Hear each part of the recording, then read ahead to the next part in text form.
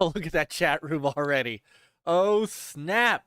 Snap. Lemon's in the house early. What is up, everyone? It is the NLG show, and oh my goodness. Oh, what a precursor to an incredible time coming up. Man, what a show this is going to be. I would like to welcome in a special guest. He is fellow Gamers United Guild, one of our newer members of the GUG. It has been a long time coming to get him on NLG, and it is an absolute pleasure to welcome our brother, Retro Rich Haywood from Bacon Ice Cream Productions. What's going on, man? How you doing?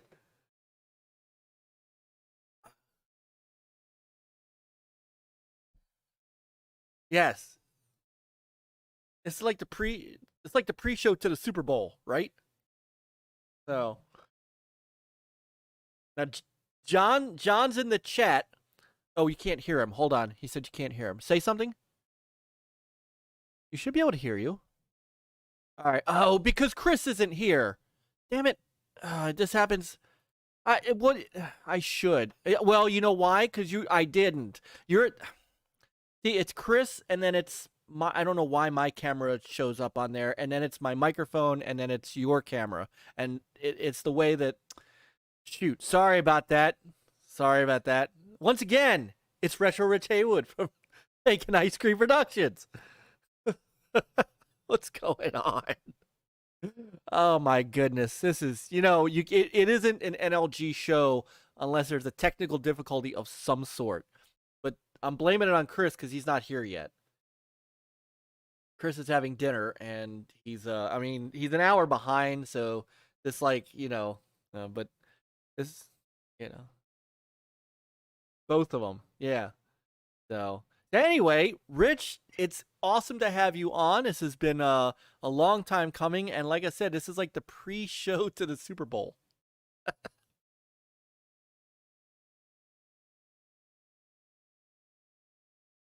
Still can't hear him. Hold on. They're saying he still can't hear you. What? Yeah, can you hear Peter? Something, all right, something funky this way comes. Hold on. You better not be messing with me, Indy. Hang on a second. This is such ridiculousness. I swear to goodness. All right, hold on. Oh, brother Rick's in the house. All right. Yeah, it isn't. It's not. Trust me. Can't hear, but your microphone is actually moving. So hang on a second. Hold the phone. Hold on. They'll hear you in a second. I know what happened. Something in OBS updated, and it says mute output. Try this now. Hello. All right. Now they should be able to hear you. Hey. Stupid. Can we hear everybody? Stupid OBS. Can you hear me now? Yes. Rick, I gotta ask Rick what he's doing over the weekend because he's in New York. Ooh. And might be able to come to Pennsylvania. Oh, join us. So. Join us. Right. Can you guys hear Rich and Peter now? Yes. Can you hear us? Yes. Is it a thing? No, maybe. Okay. I'm still blaming this on Chris because Chris isn't here. You don't want to hear me, but that's Chris okay. Is stop. Chris is the first audio source, and when he's not here, then because I have to have everybody else muted or it echoes. So this is stupidness. So Chris is the glue that holds us together, kind of. That's it. Right. But now see, you two are kind of echoing. It's really bizarre. Or just on your end? Bush League, this doesn't happen on AAD. Okay. All right. You just forget how to do your intros, that's all. We're not going there. So hope everybody is having a great Thursday. We've got a lot to talk about tonight. This is a for all intents and purposes, this is a huge night of news and a huge night for for just gaming of all Yeah. kinds. And so I want to very quickly, we got a hop in chat room already with some friends that have not been around for a while, who've obviously been busy, like our brother Rick from Fextra Life. Rick Lagnese, a great friend of NLG and a good friend of mine, and just an outstanding person. Great guy, and we love him. Brother Lemon's in the house. Lemon, I had to watch that No Nintendo video. I had to watch it on replay, but all I have to say is you were on hot fire, brother Lemon. That was some incredible stuff, man. So, Doggy Dog is in the house. Talked to Doggy Dog on Tuesday on Retro Renegades, and man, just such a great guy, man. And a fellow, and now an official fellow Amico bro. Pre-ordered his. Got a friend to pre-order his. Yeah. So all happiness there. Who else we got in the chat here? This is what we do. We hook up with the chat first because these are our important folks. Back from the Dead's in the house. Daddy J, our designer, is in the house. Our graphic designer. Indie Gamer, of course, our brother from across the pond. The authority on indie gaming. Our brother Indie Gamer. Brother Pong Soul. Lurking, but awesome to see everyone. Lurking, will take it. Pong Soul, current holder of the NLG record for longest show. Who else is in the chat? De Niro is in the house. De Niro and Jesse Darby and De Niro are in the house. Retro Bro and John might join us in a bit because he's part of what we're going to be talking about tonight. So he may jump in with us. And Johnny UPS, welcome, sir. I know you from over on Amico After Dark and there in Brother John's chat room. Glad you're here tonight. And let's see. I think we got everybody. So, what a great night. De Niro, I did say De Niro, but Brother De Niro, he's in early. This is awesome. So, I wanna thank you both for being on time, because as usual, Chris is not. At least he let us know that he would not be on time. He did. So we're not sitting here like, everything Brother all right? Brian is lurking. Yeah, Brother Brian is lurking. So he's here. And Saggy, I think I saw Sister Saggy said, no, do not adjust your set. This is not the Rich you're thinking of. OEB Pete's in the house. And, OEB Retro Bro with a super chat. Thank you for being such a positive presence in the community. Oh, well, it's what we do. We are. It's a great thing. We're here to celebrate, and tonight we're going to be celebrating games. And man, over the weekend we're going to be celebrating games. So, OEB Pete, Brother Pete, in the house, and Infinite joining us. They're piling in. See, you bring them all to the yard, Rich. You bring them all to the yard. So that's awesome. It's good to see everybody. Yeah, so that's right. ILP takes an hour to introduce themselves. NLG takes an hour to introduce the chat. Hey, you know what? All hail to our brothers over at ILP. Those guys they're killing it. I don't know if you guys saw, but our brother Lord Cognito, the Shinobi himself, is joining Colin Moriarty and his show. And I mean, say what you want about whether you like Colin Moriarty and what he says and what he doesn't and what his opinions are, but he's a big guy in this industry. He's a big deal, and is he joining Sacred? He's joining. Hold on, De Niro can tell me. I don't think he's. Is it Sacred that he's joining? De Niro? Or Defining Duke, or no, it's not Defining Duke. it's I'll find it out. Because Colin announced it. Oh, I think it's Daenerys Last said Defining Stand. Duke. Okay, Yeah. so it is Defining Duke. Okay. Nice, nice. So, yeah, I actually was just finding it. So, yeah, I just outstanding. So I just wanted to give a shout out to Brother Cog. I mean, my That's goodness. cool. Yeah. So That's really cool. yeah. So anyway, yeah, I'll take that mantle of taking an hour to introduce the chat. I'm good with that. So you guys are what makes us.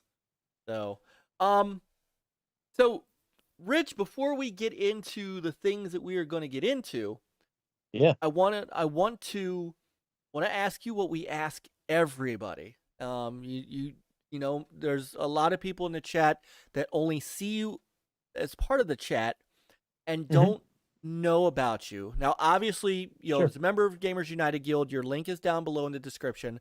I'm going to tell everybody 100 times to go sub to your channel because your content is just absolutely unbelievable. I mean, as much Thanks, as brother. I love, you know, John, you know, showering us with the praise that we're positive in the community, I don't know many people that are more positive than you. So I wanted to ask you about your gaming history. I want the chat and the people watching to get to know the real Retro Rich Haywood, who you are, how you got into gaming, and what are your true interests in the industry. So Okay. take us from young Rich Haywood, little, All right. you know. So young Rich Haywood, he learned all about this controller right here. That's an Atari 7800 controller. This is what I grew up with. And I grew up with this thing for the better part of 13 years before I got another controller in my hand, in my house anyway. I'd go over to my friends and, you know, play their consoles and watch all of the generations unfold and before my eyes, where where in my house though, it was like a time capsule. It was me and my Atari, and that's it. My parents were like, yeah, you know, you don't need any of that other stuff. And you know who you just brought a tear to? Oh, OEB Pete.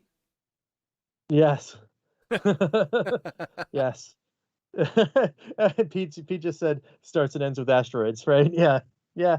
I mean, asteroids was one of, you know, all those great 2600 games, all those great games were like seminal to me, you know, like asteroids, Space Invaders, every single one of the great Activision titles, Keystone Capers, Chopper Command, Sequest, all that stuff, Pitfall, everything from there. That was what I played when I was growing up.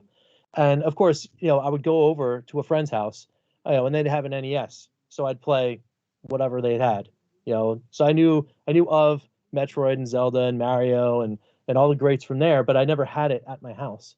And then, even still, beyond that, the next console that ever came into my house wasn't an NES or a SNES or a Genesis or any of that. It was actually a Sega Master System, and that was way late in its generation.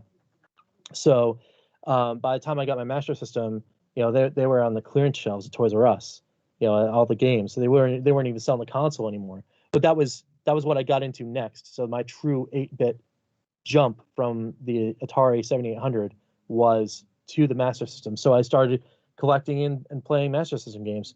While all my other friends were like, "Oh, well, we got Genesis and Super Nintendo. Like, what's up with this 8-bit stuff at your house?" And I'm like, well, that's just what I have.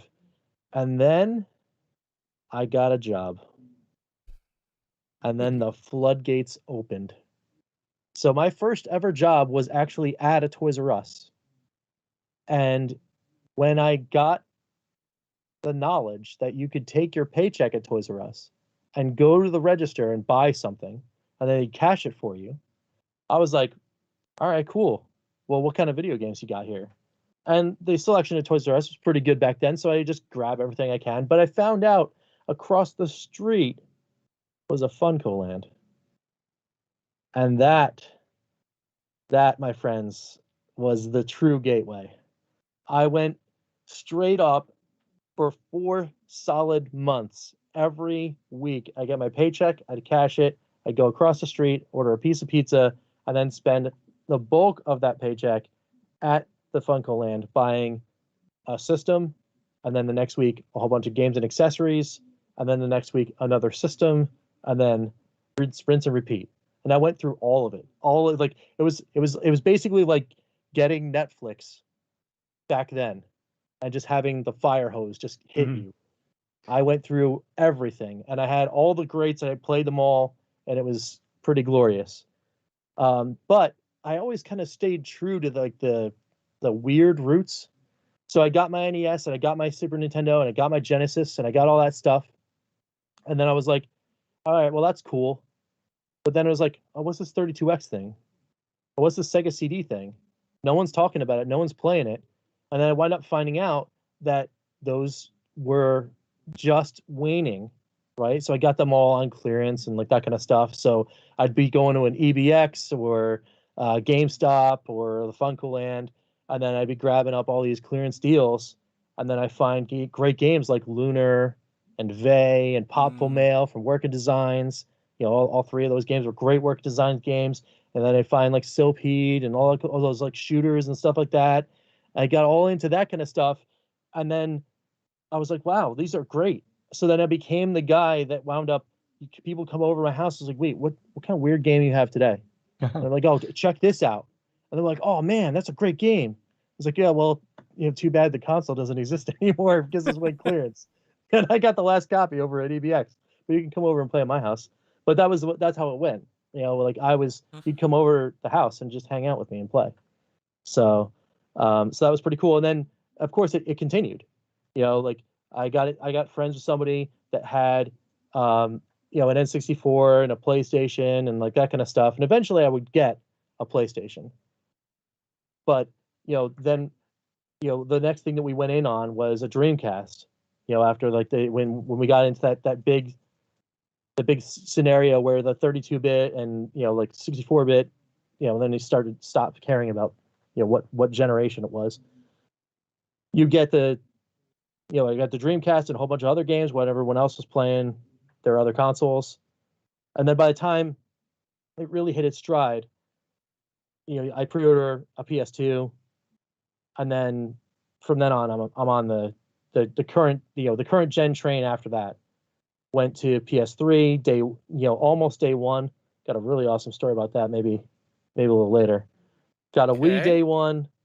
Got a PS4 day one. Got an Xbox One day one. And that was actually, the Xbox One was the first one that I actually purchased day one that wasn't brand new. It was pre-owned. But actually, technically my first PS4 and my first Xbox One weren't purchased, because in my career I spent 19 years in retail. My last stop was actually GameStop. I was a store manager for 2.5 years. Wow. And I was there at managers conference the day that they brought out everybody and said, hey guys, you got 3,500 managers, let's go, let's do this launch, and by the way, everyone gets one. Nice. And they gave us a PS4 and the whole launch lineup, and a Xbox One and the entire launch lineup. Oh. That was the craziest thing I've ever seen them do at conference. But yeah, and then after that I joined the IT ranks, and then gaming became the hobby again instead of the job. Sure. And then you know, and then I played everything. You know, I as soon as I hit PS3, I played literally everything. You know, from there, and then I was real hard into the new stuff. Uncharted, Destiny. I'd play Call of Duty. I've got, you know, like boxes of limited edition stuff all around my house. Played Horizon. You know, I played all that stuff. But then it just kind of teetered off for me. Like I think I reached the end of the fire hose, and then after that I was like, you know what? I want to go back. I want to go back to the roots. And ironically enough, it was what we're probably going to talk about in a little bit that got me back. You know, I see that first trailer for the Amico, and I'm like, ooh, that's cool. That's really cool. And then I get the bite again. It's like, oh, let me play some more. And then I find people like Chris Call, the Atari Creep, and then OEB Pete, and then everybody else here, you guys here at NLG. And then I find this huge community. It's like, wow, there's a whole bunch of people who love retro games. It's like, I love retro games. And I know a lot about retro games because that's all I grew up with. And then, of course, here it is, like, retro rich born again. I get my, I had my collection going, but I kicked it into overdrive because then I was like, wow, if I get all this stuff and maybe I could talk about it with people in their chats and stuff. And then a couple people said, well, do you have a camera? I was like, yeah. And they're like, get your behind the camera and start doing some stuff. I'm like, I guess I could do that. I mean, before the 2 years before I started doing the retro content, it was me and my brother-in-law sitting right here in this studio playing card games on the just on YouTube. It was just me. We played Transformers, TCG, and a wrestling card game called SRG Super Show. And that's what we did for YouTube content. And then all of a sudden, like the retro gaming came and just ate it all. And now I'm doing this stuff. But I do owe a lot of thanks to you guys for getting me out of like the content shell, because it's really fun. It's really fun to do this, and then I'm having just a blast. Like meeting everybody and talking, and just hanging out with everybody, and it is cool because I know you guys talk about not just the retro stuff. You talk about modern stuff too, and that's neat. It's cool. It's cool to like be able to sit and chill and talk to everybody. It's really neat. So there's me in a nutshell. That's it. Awesome, man. I love hearing these stories. These stories are amazing to get to know people's. You never really know somebody's background until you ask them, and that's wow. And you brought several tears to my eye, by the way, when you mentioned Sylpheed and games, all those quirky games, John Retrobro kind of brought a tear to my eye when he was talking about Soul Feast, on Twitter today, and I have those are games that like those are in my shmup video. Both of those games are in my shmup video. That is, I mean, and a Sega guy. He hit all the right buttons. Sega CD, 32X, Dreamcast. There's a reason I like you. So. I mean, there was one that still eluded me. I never had a Saturn. Wow. Never had one. One. Or have? I never had one at all. But I do have now at least 4. I think it's 4 Japanese Saturn games. Nice. So I was trying to get myself a Polymega, but who knows what's gonna happen with that. No, don't. Now I just have 4 import games out with a system I can't play. So which games? What do you have? I've got Lunar Silver Star. Okay, good one. I've got Eternal Blue. Good one. I've got Lunar Magic School, which is a Japanese import, never came to the United States. I never played that one. I wanted to play that so bad, and then I got another one. It's another obscure Japanese RPG called Valhulian, and that's the other one that I have. Actually, I did a video on that one, I think. But yeah, that looks really intriguing. I want to play it, but I mean, now I got to find some play to play it. But yeah, I'm sure there's somebody out there is going to be able to help me out, and I think actually John might be one of those people. He's into that stuff. Yes. With the emulations and all that kind of stuff. So yeah, well, emulation on Saturn's still pretty hard, but if I find John's asking how I feel about Sonic CD. It's okay. You're allowed to answer. I mean, actually, it was. I thought it was fine. Thank you. I mean, as far as Sonic CD, as far as Sonic goes, Sonic is always like, it's good. Like and it's cool. I'm not a rabid platforming fan, so it's it's cool. It's cool for me. But yeah, I mean, I like the music in Sonic CD. I thought it was rad. The music in Sonic CD was excellent. Excellent. Just like cancel Rich. Cancel Rich. Canceled. Oh my goodness. John just can't find anybody to back him up on this, except for Oh. Michael Garvey. But I think he does that just to get under my skin. So, All right. Well, That's all right. so he's got a John- Saturn and he just burns his games. Okay, Yep. all right. John and I are gonna have a debate stream quite soon on on Sega CD. So The Sega CD throwdown. yeah, the Sonic CD throwdown. So, and real quick, I wanted to say what's up to Eternal Shaddai and to my brother who I'm picking up at the airport tomorrow on the way to Easton. Dreadpool is in the house. Brother Nice. Dread is coming to Easton to be with us. It's gonna be such a great time. Oh my goodness. Yeah. So. Yeah. But so what a great story, man. That's awesome. Thanks, man. Yeah, Awesome. it's cool. It's Oh. I mean, I love games. I love games. I love game music. I love all of it. I just love it. So good. And music also ties us to Tommy, right? You know. Yeah, Um, that's right. so Yeah. but still waiting on Chris. Don't know where Chris is. Are you ready yet?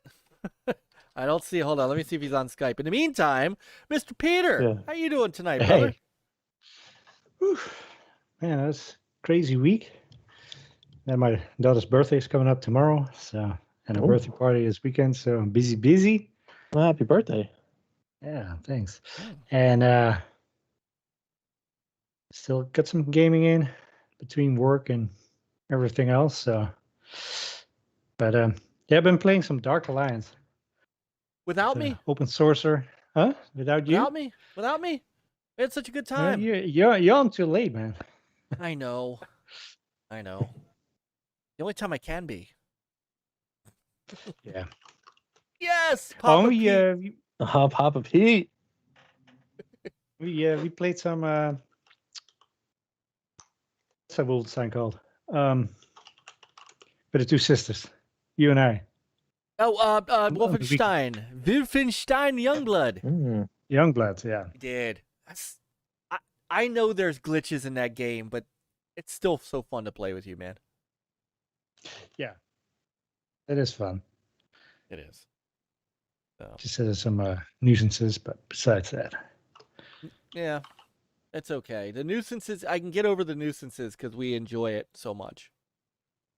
Yeah. I mean, the more Nazis you can shoot, the better. So That's always the way to go. Yeah. that's the way to go. So, So yeah, it's always a lot of fun. indeed. Oh, Well, okay. Qeorge Games is here too. Hey, brother Qeorge. What's up? So, you know they're all here for the main event. So I don't know where. Oh, hold on. Fastback is coming into the Discord on his phone, so he may be getting ready. So All right. Ooh. welcome, Last Emperor. I believe we have a new person in the chat, Mr. Peter. Oh, hey. So welcome, Last Emperor. Last LAST. So all right, Chris said he'll be here soon. So we're not gonna stall too much. He can come on when he's ready. So Cool. So for me, believe it or not, other than Wolfenstein Youngblood, I've been a little busy this week. But I did get a chance to play. Some Doom 2. Nice. Oh, I actually played Doom 1. No, the Return to Castle Wolfenstein. What? Yeah. What was it? Wait a minute. Return is it on the Xbox? Yeah, the way back Oh, when my version. goodness. Yeah. Whoa, was fun. I love that. I love that game. Whenever we played multiplayer, I was always the medic. I couldn't shoot straight, so I had to go and heal everybody. So, All right. We do have a special guest coming in a few minutes. He said he can come on for about 45 minutes. If we can hold off on that talk for a couple minutes, we'll get him back. Oh, Spooky Sprocket's in the house. Look at this. We've got such a great chat room going on tonight. Peter? It's awesome. This is great. It's fantastic. It really is. So, Pat, what's good, Spooky? It's good to see you. Good to see you. Spooky and Trinity Warrior have a new little show they've begun putting together, and I didn't catch it live, but I caught the replay, and it's actually, and I shouldn't say it's actually like it wouldn't have been in the first place. It's a nice change of pace kind of show. Very, very laid back, very chill. I like it. I'm gonna try to get into their chat when I can. So cool. No, what good people they are too, Spooky and Trinity. Just good people. Dread, I know you're getting excited, Dread. I know you're getting excited. Johnny UPS, I know you're excited. We're gonna be meeting you. All right, so what I'm gonna do real quick is John's get ready to come on here. I'm gonna really quickly. I know this is gonna be kind of rough sailing for a minute while I get everything together. I'm gonna shift us back over so that I can accommodate 5 people. So all right, don't get seasick. Just take your seasick pills. Yeah, just take your seasickness pills. I'm just gonna move us over. Yep. all right. Put you back. Watch out. Oh. Put you back where you were. There you go. All right, move Chris back over. And move me back over, and we'll make room for an upcoming guest. All right. So, Nice. yeah, and this is gonna be very nice. All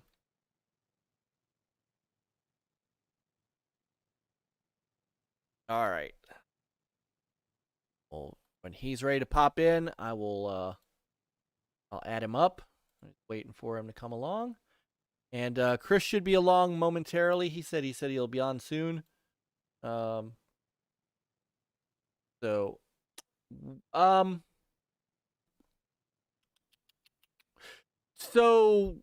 what are you playing these days then, Rich? I mean, the last of the new consoles, no Series X or PS5 at this point, right? You're Correct. Yeah, Okay. yeah. I haven't had one of those. The last new-ish system that wasn't a retro-based kind of thing that I purchased was a Switch. I got that back in the launch of Super Mario Odyssey. I got the Odyssey Switch, the one with the 2 red Joy-Cons. So I have that one. Well, I guess technically, I mean, it is a retro console though.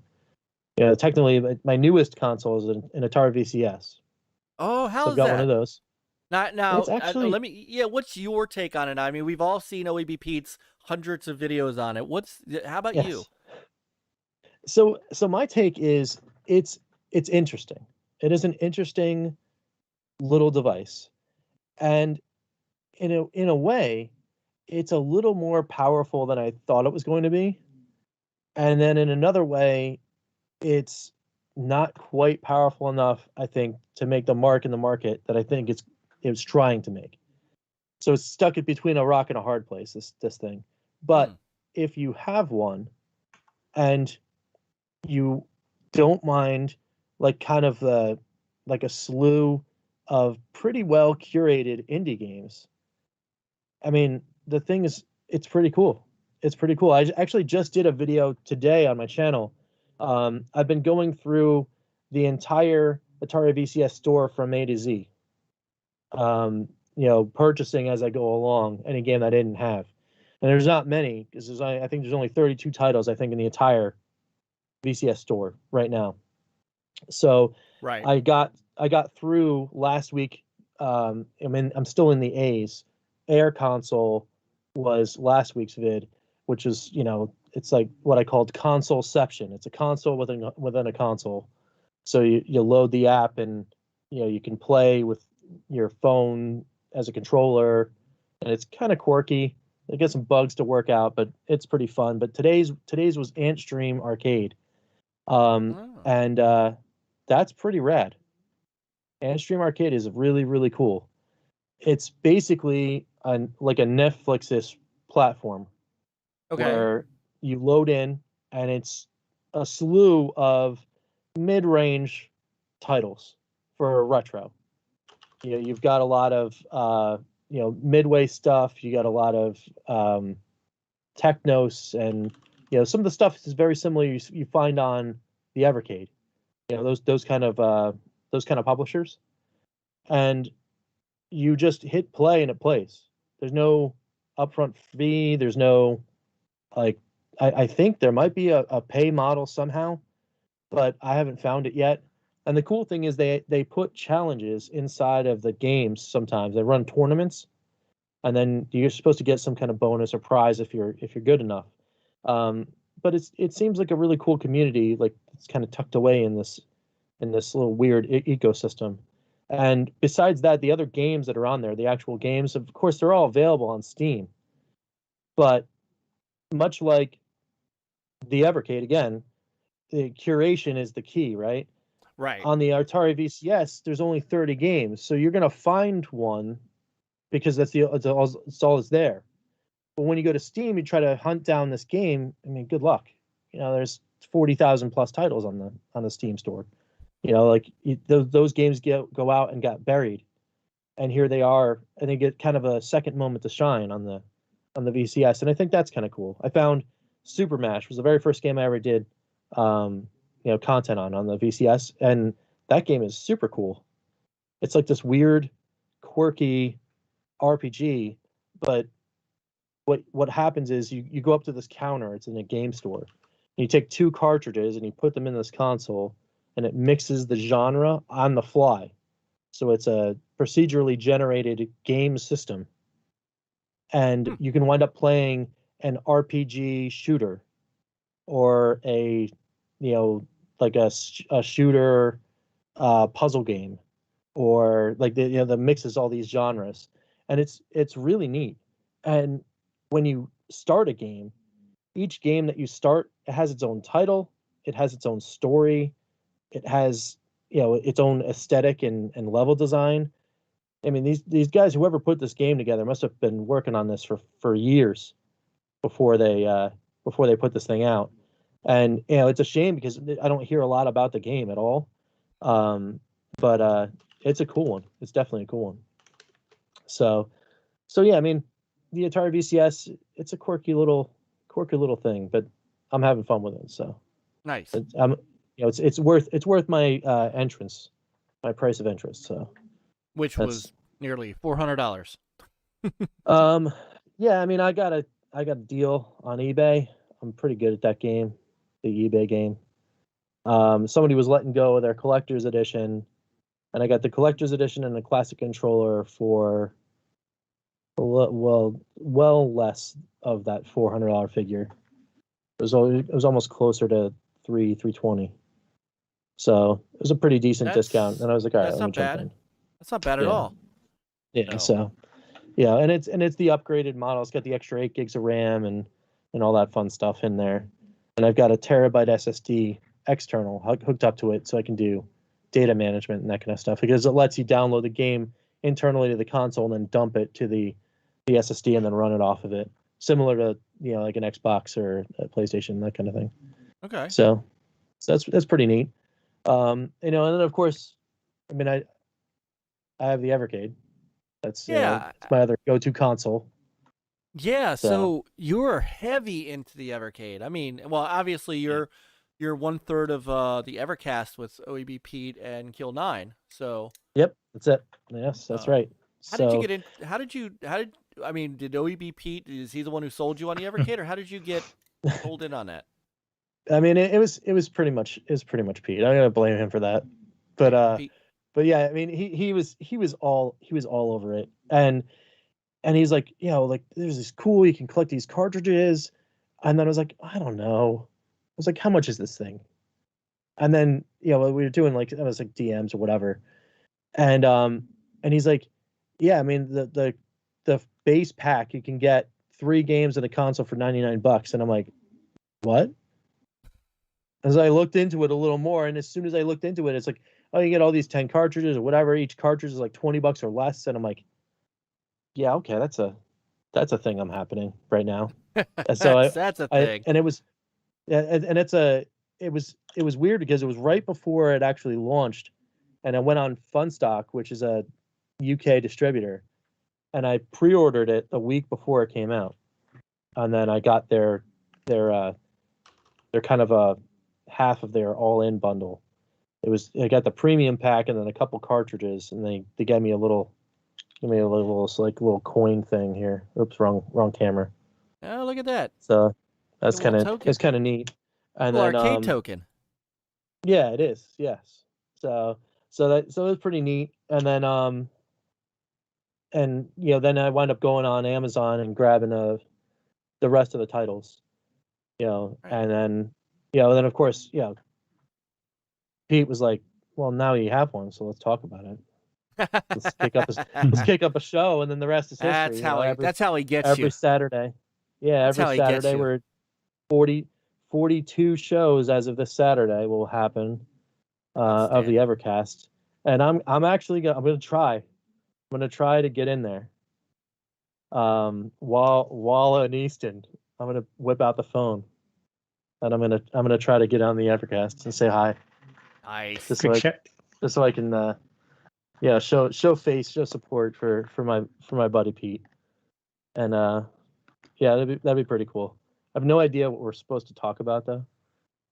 This week it's all been a blur because of everything we're about to talk about. So I have no idea what we're gonna do on the Evercast. So don't ask me questions about that. Quick shout out to the MAGG for the super chat. You're supporting my favorite podcast on YouTube. You guys are like my weekly therapy. Man, that's awesome. It's awesome. Gaming After Dark is so fun too, man. He calls Drago a scumbag. He does that. I don't know why that cracks me up. So Tony Baloney was so on fire on Tuesday night, he didn't even need a jacket. So MAGG is he is such a great guy. It's such a pleasure to meet him. There's Chris. There he is. What's up, brother Chris? Who that? I know. Oh. Also wanted to say hi to Casper Grant, who's in the house. Thank you for joining us tonight. And I believe, hold on, let me back up in the chat a little bit because I believe I also saw Brother Carlo. And here's our guest coming in. Hang on one sec. Oh man. All right, I almost guessed that's who it was.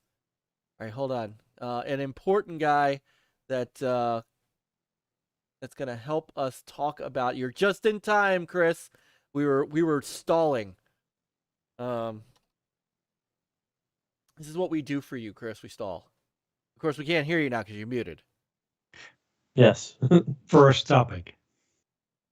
See? 54 minutes and change in.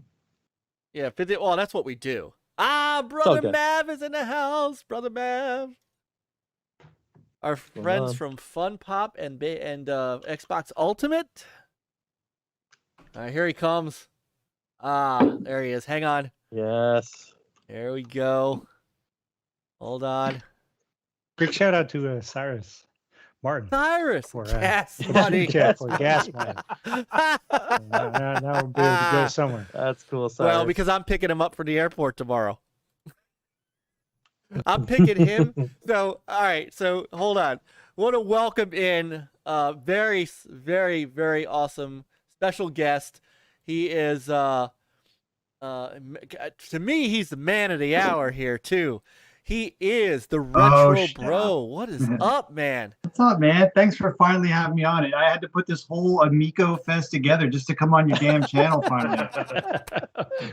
Just to get an invite. I had to coordinate this whole thing, and finally get you to pull the trigger. That's because you hate Sonic CD. So You know? Yeah, I know, dude. I've tried. I have tried. I think I texted you the other night. Actually, I was on You Discord. I'm did. like, You man, did. you were streaming. That's what you were doing. You You're streaming. I'm like, Myke, were- I did it, man. It was I last tried. week's- I really tried. I don't like it. I don't know what it is. That's for a discussion for another time. Yeah, but it's another it's- time. But we're gonna have that discussion because I really want to dive. I honest to goodness want to dive into that with you one night to find out what your what all that is. And I want to say good evening to Misuko in the house. Yeah, the chat room is just hopping like 28 in crazy. here. 28, 19 likes. Let's go, people. Get your stuff together. Yes. You can that- say get hit your that- shit together. Hit Yeah, that it's all thumb. right, John. Don't drop the F-bomb. We can save that for Amico After Dark. You could use the light terms. So no, it's awesome that you could jump on with us for a bit because I mean, we just got big happenings, man. I mean, this is something that obviously we all, in a perfect world, we're all playing the Amico right now in our homes, but thanks to COVID and part shortages and stuff like that, we got to wait a little bit longer. But we don't have to wait a little bit longer because you, me, Rich, and a few other people in the chat are going to be getting our hands on this console on Saturday. And Tommy's giving us a taste. can't wait. He's He's giving us a the taste. taste. The taste. So We're gonna like it so much. If there is another delay, we're just gonna be insanely mad at him. I just have this feeling. I'm like, it's just gonna make it worse, because right now I've never played it, so I have no bearing on what I'm missing out. You know what I mean? Yeah. So if I play I it, I'm know. gonna be like, I know what I'm missing and what I'm waiting for. So it's gonna actually probably be harder if there is another delay. I know, man. I welcome in Prairie Ghost. Prairie Ghost, I think his first time here in our chat. He said pre-ordered his Black Amico.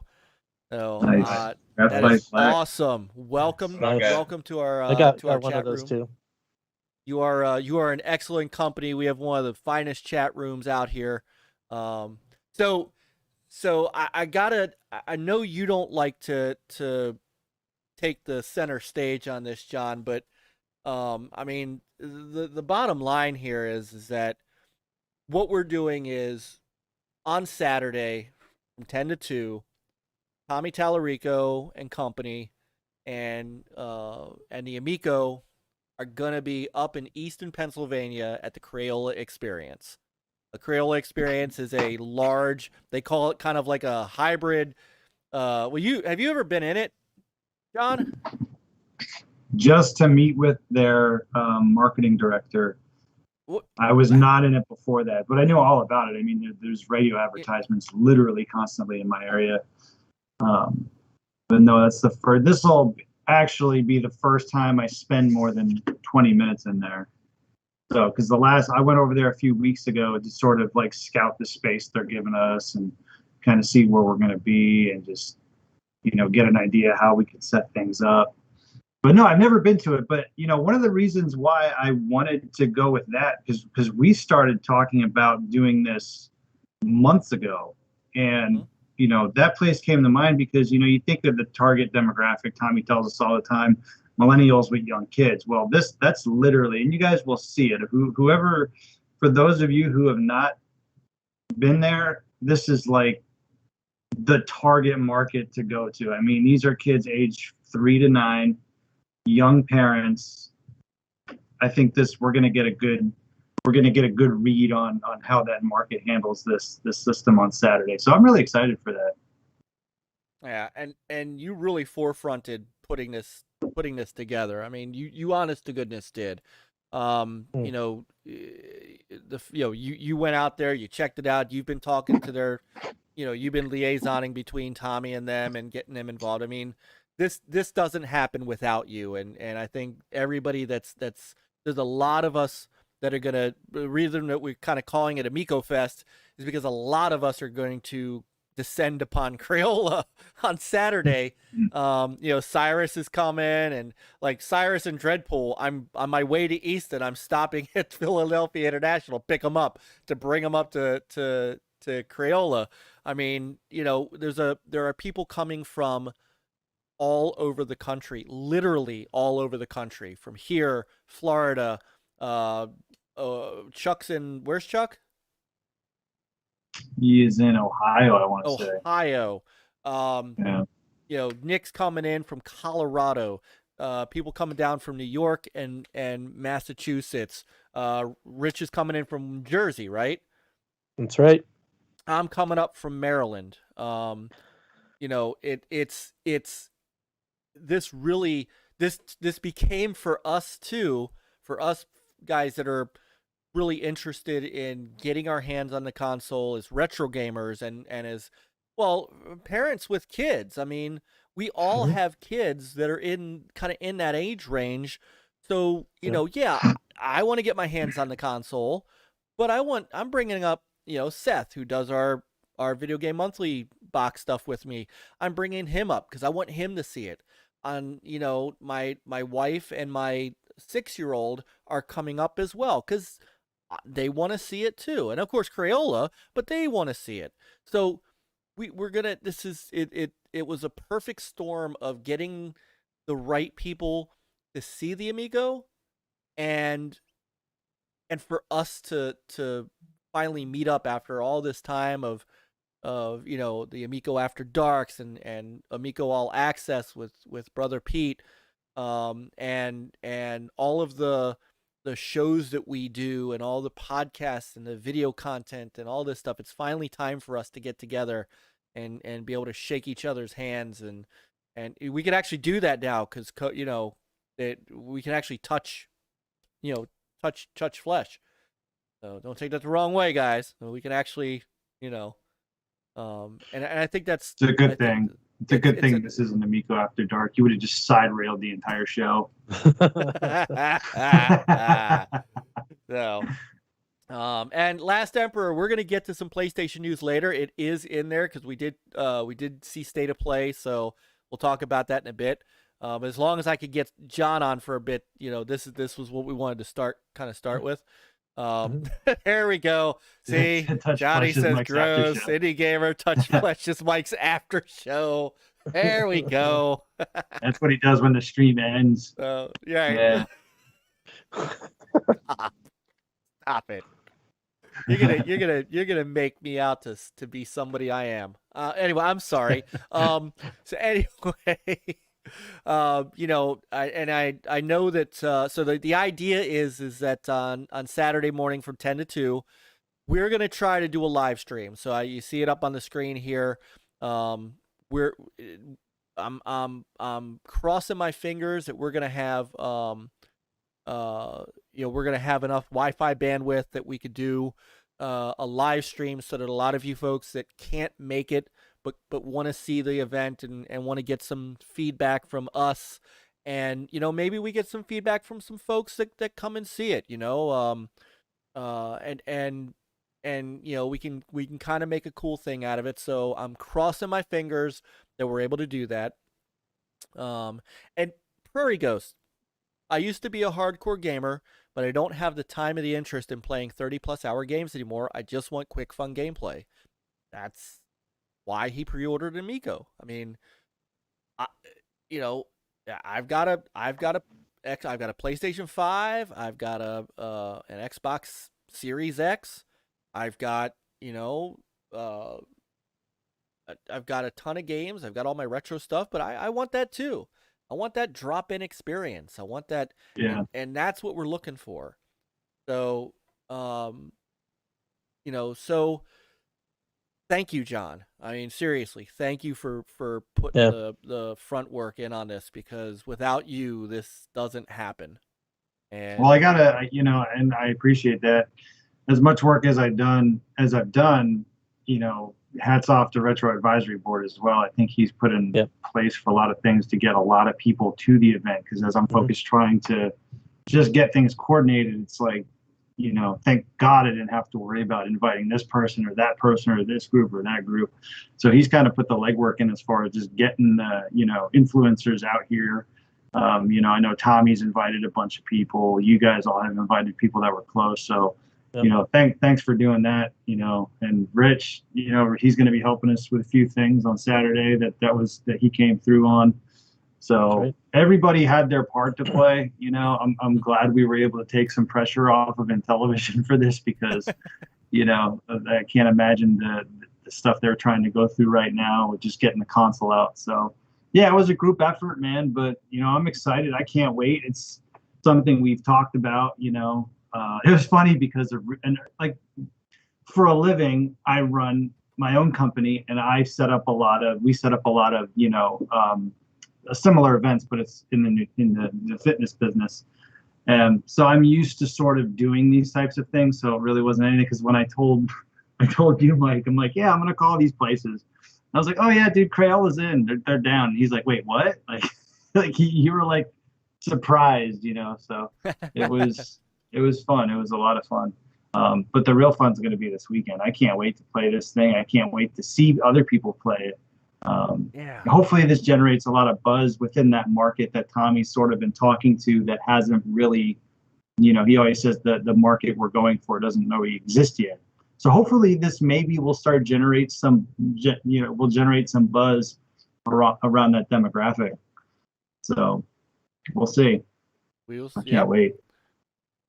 So I know we touched on this last night on your show, but with our audience here, and I know there's a couple people in the chat that are really looking forward to the Amico. Doggy Dog is one of them, and of course we have Prairie Ghost, and there are some folks that are Infinite pre-ordered his right after the E3 presentation. So for their benefit too, and I'm just gonna go down the line. I'll do me last, but you, Peter, and Rich, especially Peter, because I know, while Peter really wanted to be there, family comes first, and that's just the way that's life. So I want to know from him, and we'll start with you though, John. As someone who's going to get his hands on it, what are you looking for? What are you hoping for? What are you hoping comes out of this for you? I want to make sure I think the biggest thing for me is going to be the controller. I know I'm going to have fun with a game like Finnegan Fox. I know I'm going to have fun with Astro Smash, because the idea behind these games are quick pick up and play. That's what I do. I play retro games. Half the time I turn this chair around, I go to my CRT and I'm playing, Sega CD, Sega Genesis, Nintendo 3DO, etc. Whatever I want to play for like 30 minutes at a time. So I don't really get into these long games. So I know I'm going to have fun with the games, but am I going to enjoy the experience with the controller? I also really want to see how my younger kids react with the controller, because I don't know if it's this generation or what, they're used to touch screens, but my 5-year-old has trouble with a traditional D-pad and buttons. She can't figure it out. When she wants to turn or move, she kind of does this or does that. I'm like, no, she doesn't understand the concept of left is left and right is right. A is jump, B shoot. She's like, because she plays touch stuff on like a tablet. So that's what she plays games on. So I really want to see how she reacts for the controller with a game like Finnegan Fox, where to jump you just press the screen, so that'll be interesting. I want to see how they do with the controller as well. Nice. Yeah. All right, so where did Chris go? I don't know. Second dinner. He came. He said hi. Or maybe now he needs a nap after. Right. Yeah. Did I scare him away? He left after I came on. He Maybe I did. scared him off. He saw what you were rocking with and rolled out. Did you see? I put a picture up for you, by the way. I only from here up, but I put up a picture for you in the fitness Discord. So, I'll have to check it out. I thought you'd. I not ready for the full body yet, but Anyway, Peter. Oh, by the way, I just got confirmation from Tommy. He's bringing 3 Amico systems. Okay, so he is bringing 3. We are going to have 3. So yeah, he just sends me a picture of 3 Amicos packed and ready for action. Nice. Yes, we're using Skype. Believe it or not, I know I have this argument with a bunch of people who love StreamYard and Hangouts and stuff. Skype allows me to do what you're seeing below much easier than anything else. It just does. So. It's a nice layout. It really is. The problem I have with Skype is it's not reliable. Like I for some reason Windows would not allow me to open Skype. I had to uninstall it and reinstall it to get it to work. That is but that's a Windows issue, man, and that's Microsoft. No, and what I tell everybody too is never use the built-in Skype. Always just download it from the desktop version from the website and be done with that, because that's I just, and I know people are like Fun Speculation, and those guys are using Zoom, and that works really well too. But this has just been tried and true for me because it uses NDI, and what I can do with laying out the individual windows has been really, really good. So, that's why we're using. That's why we're using it. And it actually works pretty well. So, when I'm not screwing things up, because that's Anyway. Well, Chris doesn't get an opinion then because he's not here. Yeah. So Peter, as someone who is probably going to have to live vicariously through me and these guys over the weekend, what do you? Yeah, you're my eyes and boots on the ground down there. Yes. So what? And the reason that I really want to know about yours is because as we talked about after E3, you were really down on the E3 presentation. Mm-hmm. To the point to where at one point you said you were questioning your pre-order, and that's a hey, you know what? That's a legitimate thing to think about when you see, some of the things that we saw that I called out on Amico After Dark. So knowing all that, what do you want to see that's going to get you excited again? I want to see more games. I want to see, a little bit longer footage of what hopefully they're close to being their, the final state. So, get to see what we'll end up with. I want to hear your thoughts about the controller, how responsive it is, how well it works, and trust your opinion because you're always very, particular in, if something is a little off, you definitely let us know. And so, yeah, that's pretty much it. Oh, and also I want to see more about the interface too. It's like we haven't seen too much about it. So I want to see how does it all come together? That's a good point, Peter. I definitely want to see how that UI is. They've showed it a little bit, but I mean, it's not like it matters really at the end of the day, but how easy is it to go from one application to the next? Right. Is it going to stutter? Is it going to hang up? Do you have to completely exit a game, close a game, and then go back to the main and then go into a new game? So yeah, you're right. That'll be interesting. I hope he can bring one in a state that is able to do that. I mean, hopefully he brings one in a state that would be like essentially market ready, I guess. With the latest firmware and everything. So I also want to say, and I put it out on Amico After Dark last night, I want to see how the controllers, if we're able to pair phones as a controller, because given the news of the price, the controller prices, I don't know if I'm going to be able to just dive in on 3 extra controllers at launch.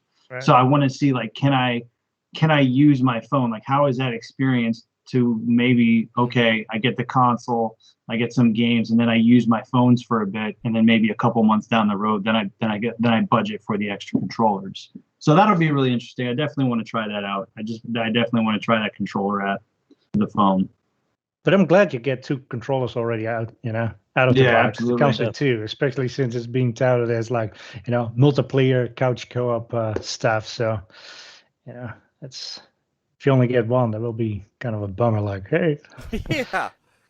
I think people miss the point. I think a multiplayer console with one controller. Yeah. It doesn't make let's take turns. So, like the old days. That's like the old days, Peter. You used to do back and forth. So I want to say, did the Genesis come with 2 controllers? I think it only came with 1. I'm trying to remember. Nope, it only came with 1. The SNES came with 2 though, right? Rich? I don't know I that don't answer. remember. I never had a Super Nintendo. I know didn't the, either. I think the regular Nintendo there came was- with 2. There was definitely at least one pack that came with 2 controllers. I'm pretty sure. Okay. I don't know, honestly. Yeah, honestly, I can't even remember. I mean, maybe I go back to Nintendo. Yeah, wow, this is definitely. I mean, you can kind of count the Joy-Cons, I guess, as a second controller, but I don't think anyone really uses those as 2 controllers, especially when it's docked. All right, Yeah. Doggy Dog said the NES and SNES came with 2. Yeah. Okay. Yeah, I was almost positive the NES Yeah, did. they I wasn't did. sure about the SNES. Yeah, 'cause So, I never all owned right. the SNES. I'm wondering I if wanna Costco will sell them with like 4 controllers. You know, they always double the controller. Like, you know, you buy a PlayStation 5 or That's true. Xbox Here's Series my X- question Series for X, you get guys. 2. Just a hypothetical. Say they came out with a $399, we'll say $349 4-controller pack. Do you guys think that would be worth it for the Amico? For me, probably Hmm. not, because it'd probably Yeah. be mostly 2 people playing. I think I would do it. Yeah, that Maybe might for be a a I bit would family, do much. it yeah. at 349. So, because I think what I'm I mean, I gonna got do for enough now. before. Oh, there's Chris. Oh wait, I've been here the whole time. Shit.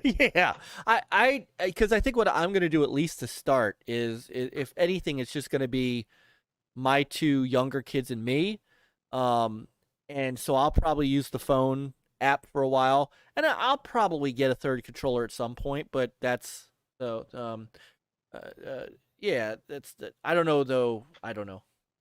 So real quick, Yeah, well, I'll have to talk Tommy into it, I guess. I don't yeah. know. I'll take one of his Amigos hostage this weekend. All right, Jeff. Yeah. You say yesterday you're going to put him in a headlock and take one of his Yeah. amigos. I would say good evening to Golgo13. I up, know man? we see Golgo in some of the Amico chats, and welcome to our welcome to the NLG show, Golgo. Hope you enjoy yourself. You are in great company. We have an absolutely bang up chat room with some great people. So kick back, relax, and enjoy. And he likes the idea of a 4-controller system. You know, maybe there's a bundle like that. Well, but did we determine that the controller? I can't remember. Oh, I'm sorry too. I want to answer Prairie Ghost's question. He said, "Is there going to be a live stream of the event?" Yes, and that's what you see on the middle of the screen on Saturday on this channel. We're going to attempt as best we can. A live stream if Crayola Experience's Wi-Fi holds up, or if they could get me plugged into their LAN and their internet that way. If they can, then we're gonna live stream as best as we can. So we're gonna take a shot at it. The link is already on our channel, so set your reminder and pop in. We're gonna try to do all kinds of fun stuff and interviews and stuff and hands-on and all kinds of things. So yeah, and Johnny, I thought Johnny asked another question too. Oh, he said he would buy a 4-controller version as well. But did we? And welcome Niall, brother Niall's in the house, and actually Spooky Sprocket, he just said, I'm getting one for the nostalgia. So Spooky's getting an Amico. I didn't know that. Outstanding. Nice. Yeah. So, and fantastic panel, by the way. Thank you. Big shout out to Boogeyman. Boogie's in the house. So, did we determine that that the controller thing for $99, that was 1 controller Canadian, right? We determined Yeah, that was right? one Okay. for the Galaxy Purple, which is more than say the Graphite Black or Gotcha. the white that they have. So All right. All right. So Chris, think, not sure. Go I ahead. think Pope needs to design some vinyls for it. Oh, have you seen? There's a guy Pope art. on Twitter. His name is Slappy Marston. He's kind of like the Amico Pope. He's kind of like Pope in that, where he makes these custom made skinned Amicos. They are phenomenal. I have a couple I can show. Yeah, actually, I've got some that Tommy sent over. he did a that I can show Crayola you. one too. That was really good. He did. Yeah. He did the Yeah, Crayola. That was impressive. Yeah, he did the controller. But this is, hold on, because I've got one. that he did one, for example, for get to that. Let me get to that folder here real quick. Tommy said I could use any of these that I wanted, so he did one for like Independence Day, right? And this is That's this cool. is like this Yeah. is Slappy Marston's work, and he does a really Yeah, good that's cool. job. And they are gonna have vinyl skins for the controllers. He said that he hasn't shown any of them yet, outside of kind of behind the scenes, but he did say they are coming. So, I know Gogo, and we've talked about this a lot. I know $70 is a lot for a controller. I mean, it's honestly a lot for any controller, but there's just economics in play right now. If he could sell them for $50, I guarantee you he would. But it's just not possible right now. And maybe after, maybe in a year, after all the COVID dies down and all the chips are back in play and all the parts and all that stuff are back, then I think you would see a drop in those prices. But just right now, I just don't think it's realistic, and it's just, unfortunately, it's just the world we're living in right now. That's my favorite one, by the way, Mike. The Halloween one. Yeah, Halloween one is cool. Yeah. No, he does great work. I think that was the first one I saw of his, and I didn't realize, it was just him having some fun, and I was like, oh my gosh, is this real? This is amazing. The Spider-Man one. Yeah. That's cool. So, yeah, I'd buy Slappy controllers for $70 for sure. $70. I mean, is it really expensive? I mean, if you buy like a PlayStation 5 controller, right? But you have to $70. remember, but Peter, you have to remember they're going for the, one of their big thing is price and affordability. Right. So I think at $70 you might almost lose that market. You have to be careful with that. Mike's right though. If they could sell it for $50, I have no doubt about it that they would. I think $50 controller, they'd be losing money, unfortunately. Yeah. So, Last Emperor says, "What's Amico? Have you not been watching the show for the last hour?" Hey, Thomas Bryant. All right, Chris, it's your turn. So, while you were away, I was asking the panel, and then we'll get to Rich. I was asking the panel, since I know you wanted to come out. If you were able to, you'd be in Easton this weekend, I know. But since we're going to get a chance to get our hands on it and play it and kind of report on it in live stream, what are you looking for? What do you want to see to either get you excited for it, because I know you pre-ordered one, or at least confirm confirm for you that, yep, this is why I'm getting it. What are you looking for this weekend? I just want to see more, reactions from people that I know, who are gonna, like you guys, y'all are gonna get hands-on with it. So, I want to see, more reaction with the controller on the games, being live played, and I would like to see someone using their mobile phone playing with y'all. So, just to see that, but. I'm not sure. Are we going to see anything more there as far as game? We're probably going to have the same stuff there than what he had at the other event. As far as game. No, we're gonna. I know for a fact that we're gonna have games that they didn't have at the Texas event.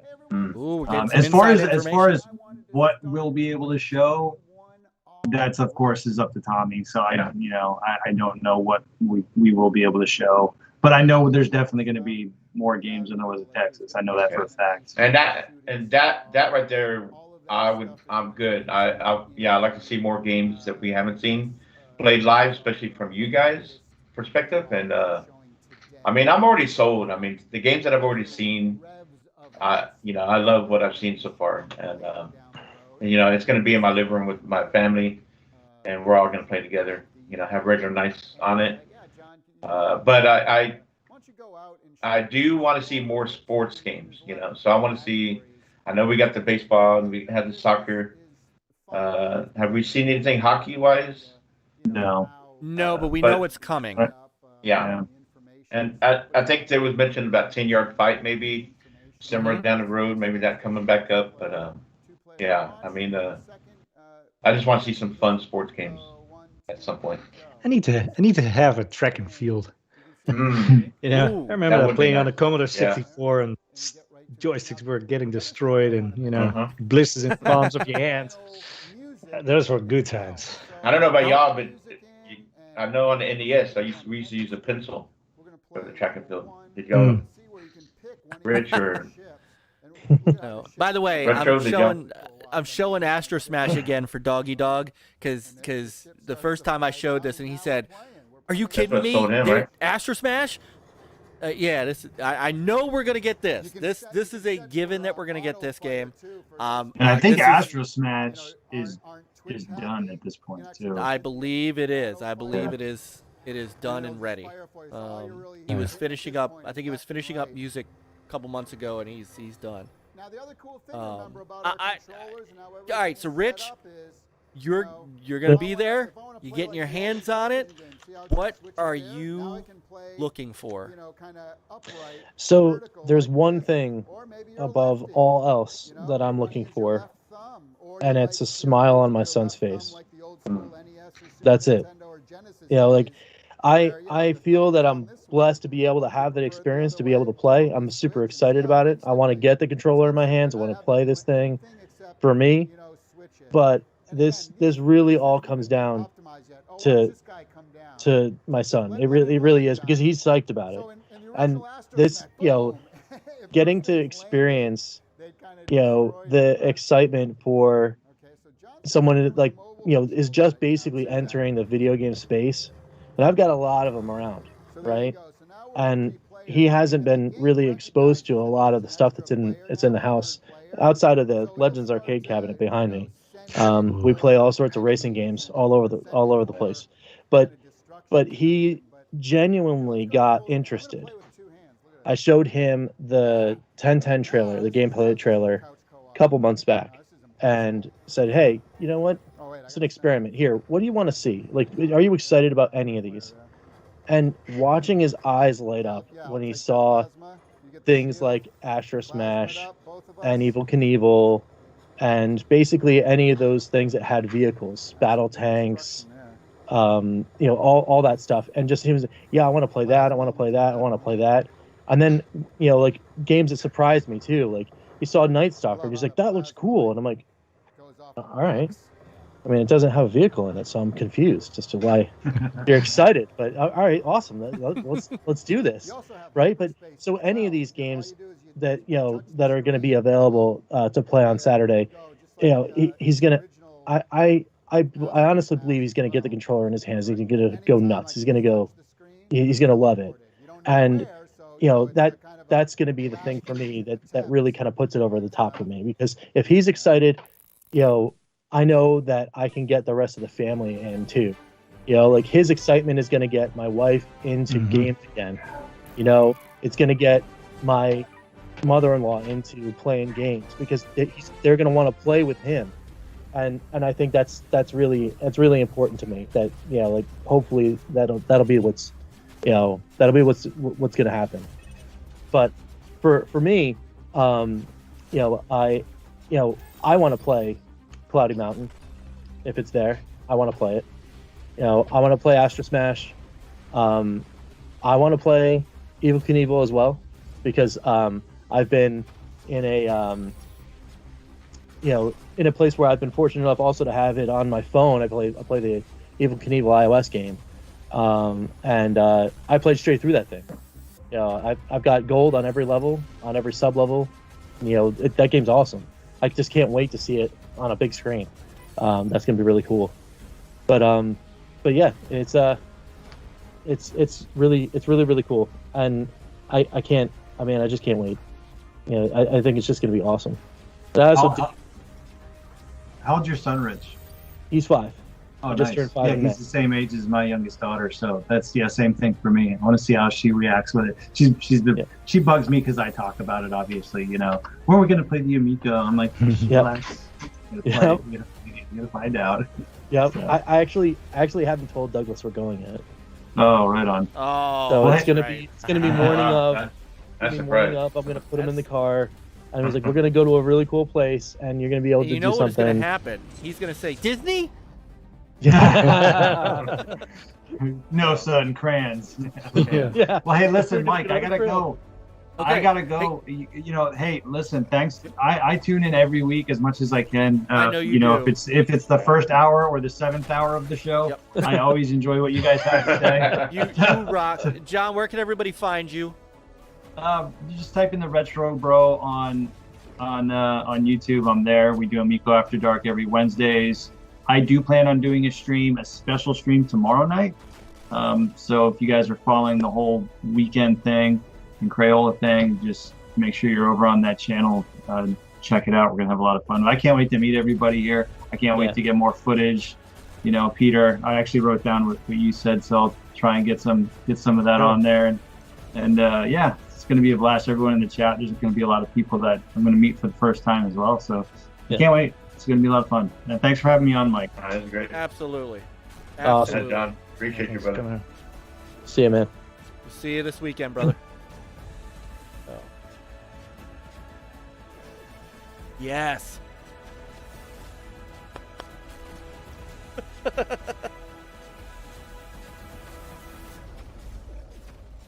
Thomas.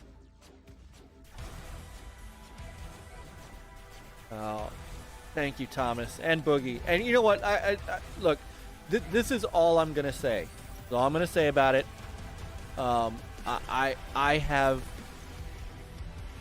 I cannot express my gratitude and my love for my community, my family, my gaming family. I've said very little about the review tech thing because the truth of the matter is I don't care. You know, the guy can say whatever he wants about us. I don't care. I really don't. It means nothing to me.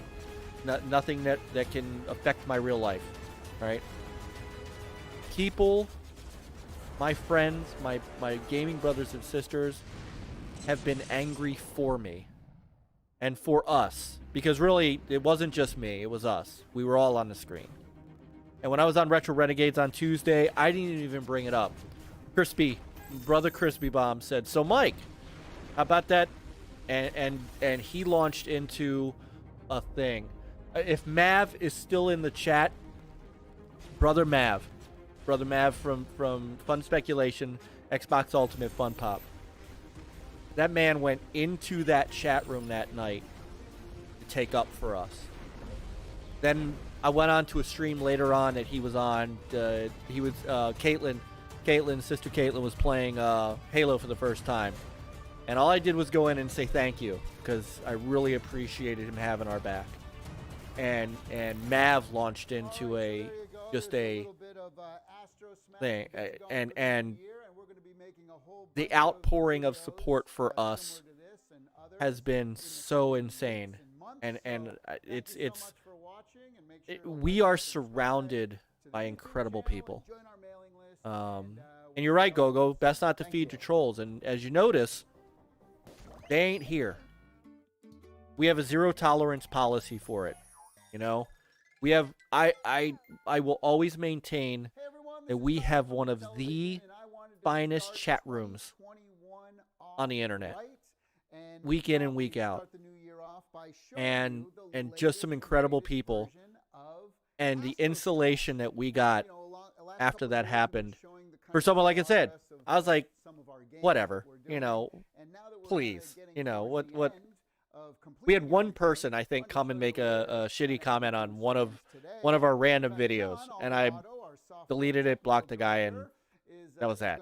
I mean, really, it was the people were angry for us, and I cannot tell you from the bottom of my heart, and I know I can kind of speak for everybody, that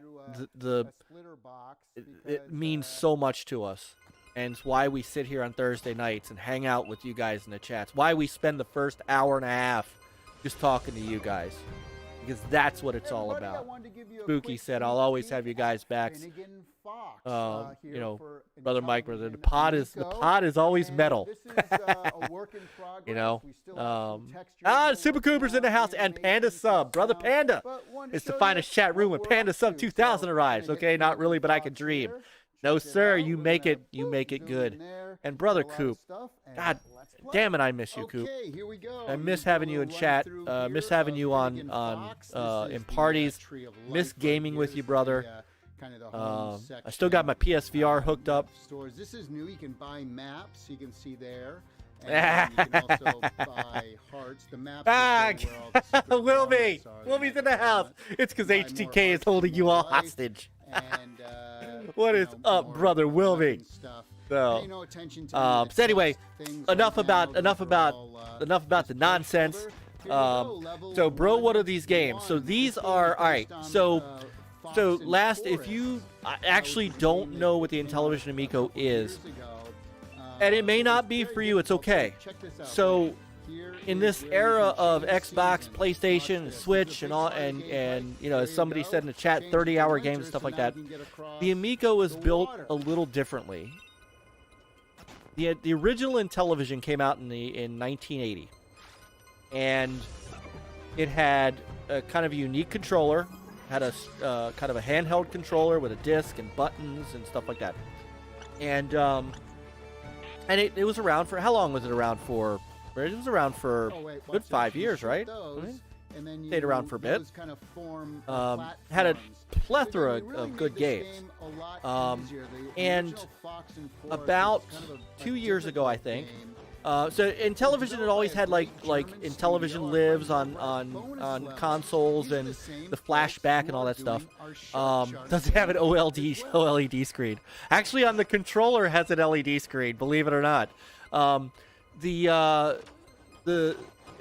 You know, Tommy Tallarico, who had been how am I still there? I hadn't turned you off yet, because if I do that, then I gotta you're frozen in time. Tommy Tallarico, who you may know as somebody who really big in the industry from a standpoint of music. He's been a soundtrack composer for a bunch of different games over the course of 30 years. He does video games live. He bought into Intellivision, became the president of Intellivision, and wanted to bring out a new system that was kind of designed for a different market. You know, retro reimagined, family friendly, you know, family style games, stuff that's not, you know, like we all love. Look, we all love The Witcher. We all love Halo. We all love Call of Duty. We all love those heavy games, man. I played Doom Eternal until the cows come home. But at the end of the day, you know, for my kids, me and my wife maybe, for our kids, for our families, and somewhat for us, you know, a little bit of a different appeal.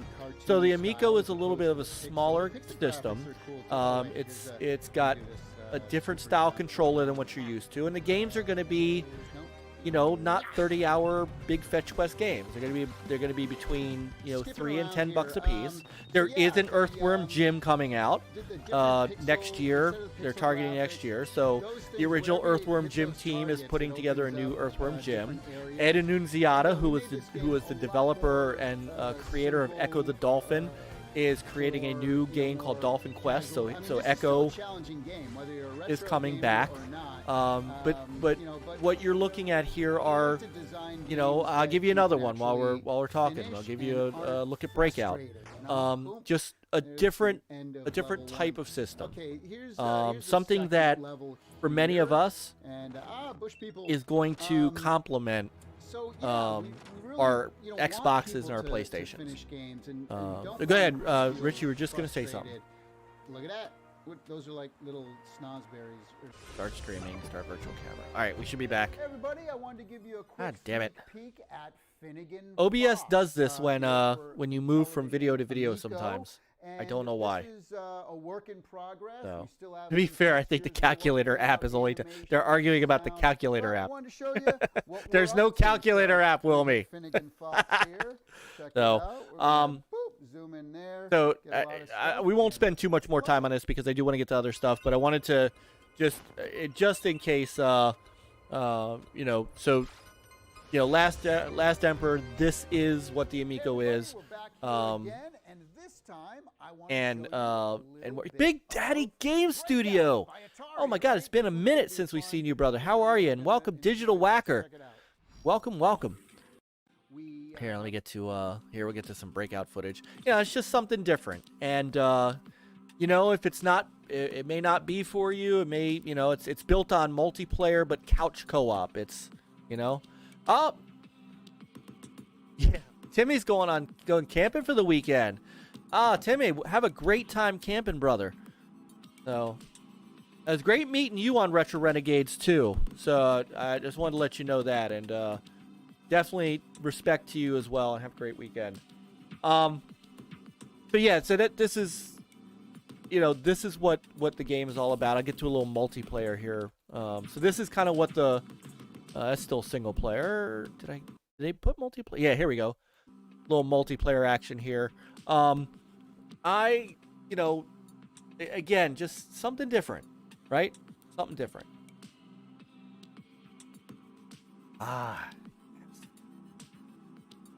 Yeah.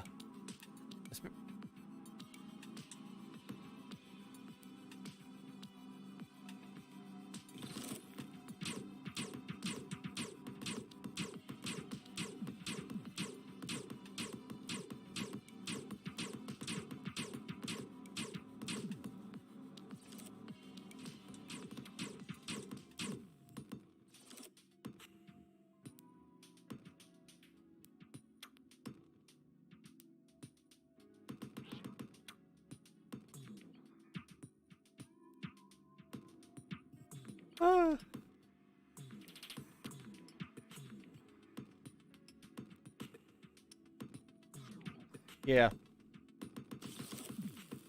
Oh, hold on. Hours into this. There we go. Damn it. John left and then I had to Oh, no. mess with the... There we go. All right, but I got it. All right, it's in. Because Chris is gone again. So... Yeah, damn it. Just can't go. Oh, my goodness. So... Lots anyway... fun. Yeah, so anyway, I just wanted to show this real quick so that people did kind of understand, you know, what the system was, and for those who aren't familiar with it, you know, we've talked about it a lot. You know, we'll be talking to Tommy over the weekend, and you know, it's just, again, a little something different. So yeah. Okay, so AmicoFest is on Saturday. We're gonna stream it. We're gonna try to stream it, and hopefully all is good. All right, we can move on. And thank you, John, for popping in and helping us, helping us to talk about it. Rab, if you're in the chat still, and you want to pop on, man, hop on Skype. We got a spot for you. Nice. So, okay. Go ahead, Peter. Let's see. Topic number: new Nintendo Switch. All right. So, there's the old Switch and the OLED Switch. I mean, come on. Come on. Okay. So, what do you even say to this? Everybody in the world has been waiting for a Switch Pro, right? I mean, literally has been asking for a Switch Pro. Mm-hmm. Yep. So you get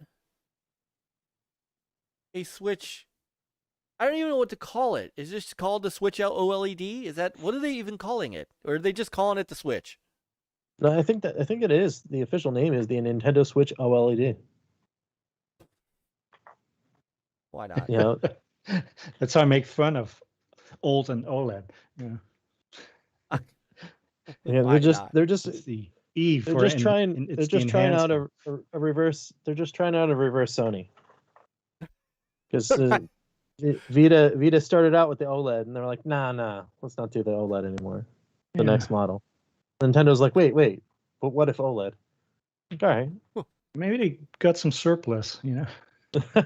Maybe. Surplus OLED screens.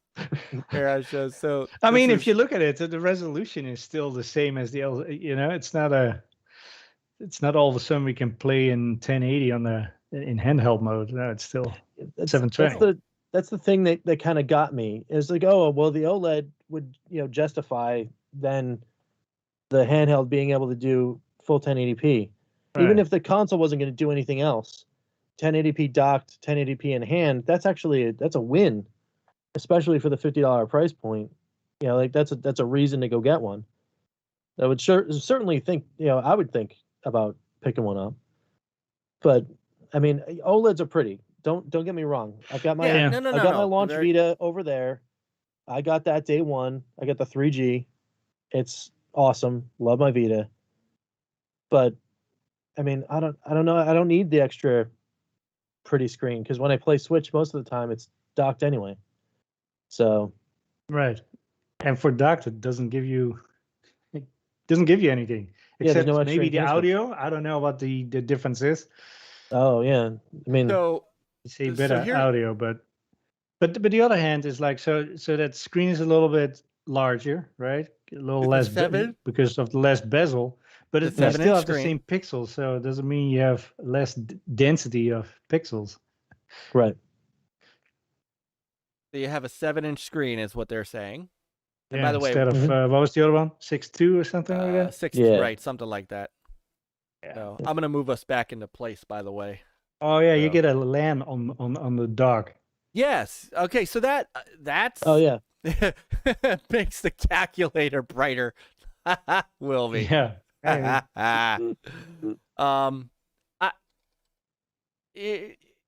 I mean, and a better kickstand. and you get a wider kickstand, which is worth, Yeah. that's cool though. And you that can is put it in cool. different, positions.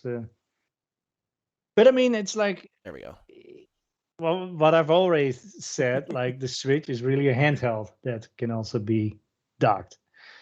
All right. It's a hit. That I Almost always. frozen.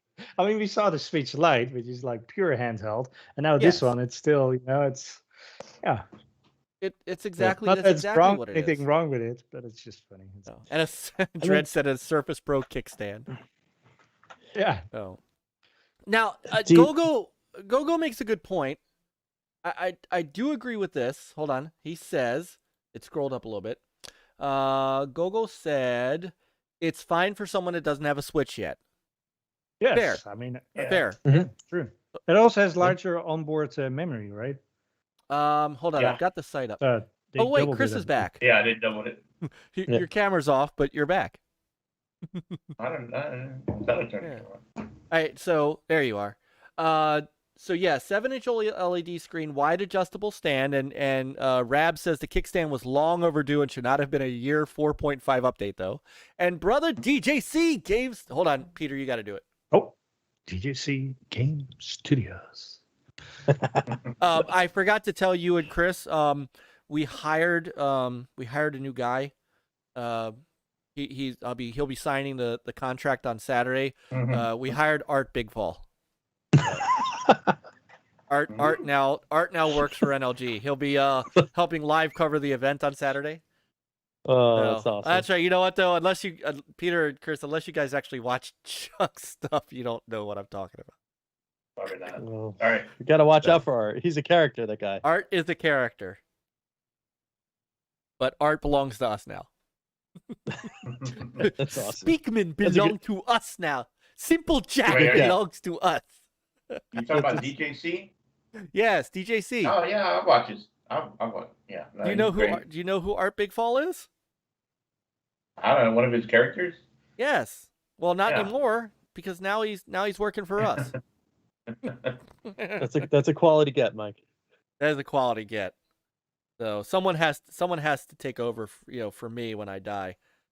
So But coming back to the Switch, the the blank canvas Joy-Cons, you can bring them to the Crayola event and get some color on them. Nice, very nice. So flip out the sturdy stand for easy viewing in tabletop mode. Okay, find your best angle. Built-in wired LAN port when playing in TV mode. Now,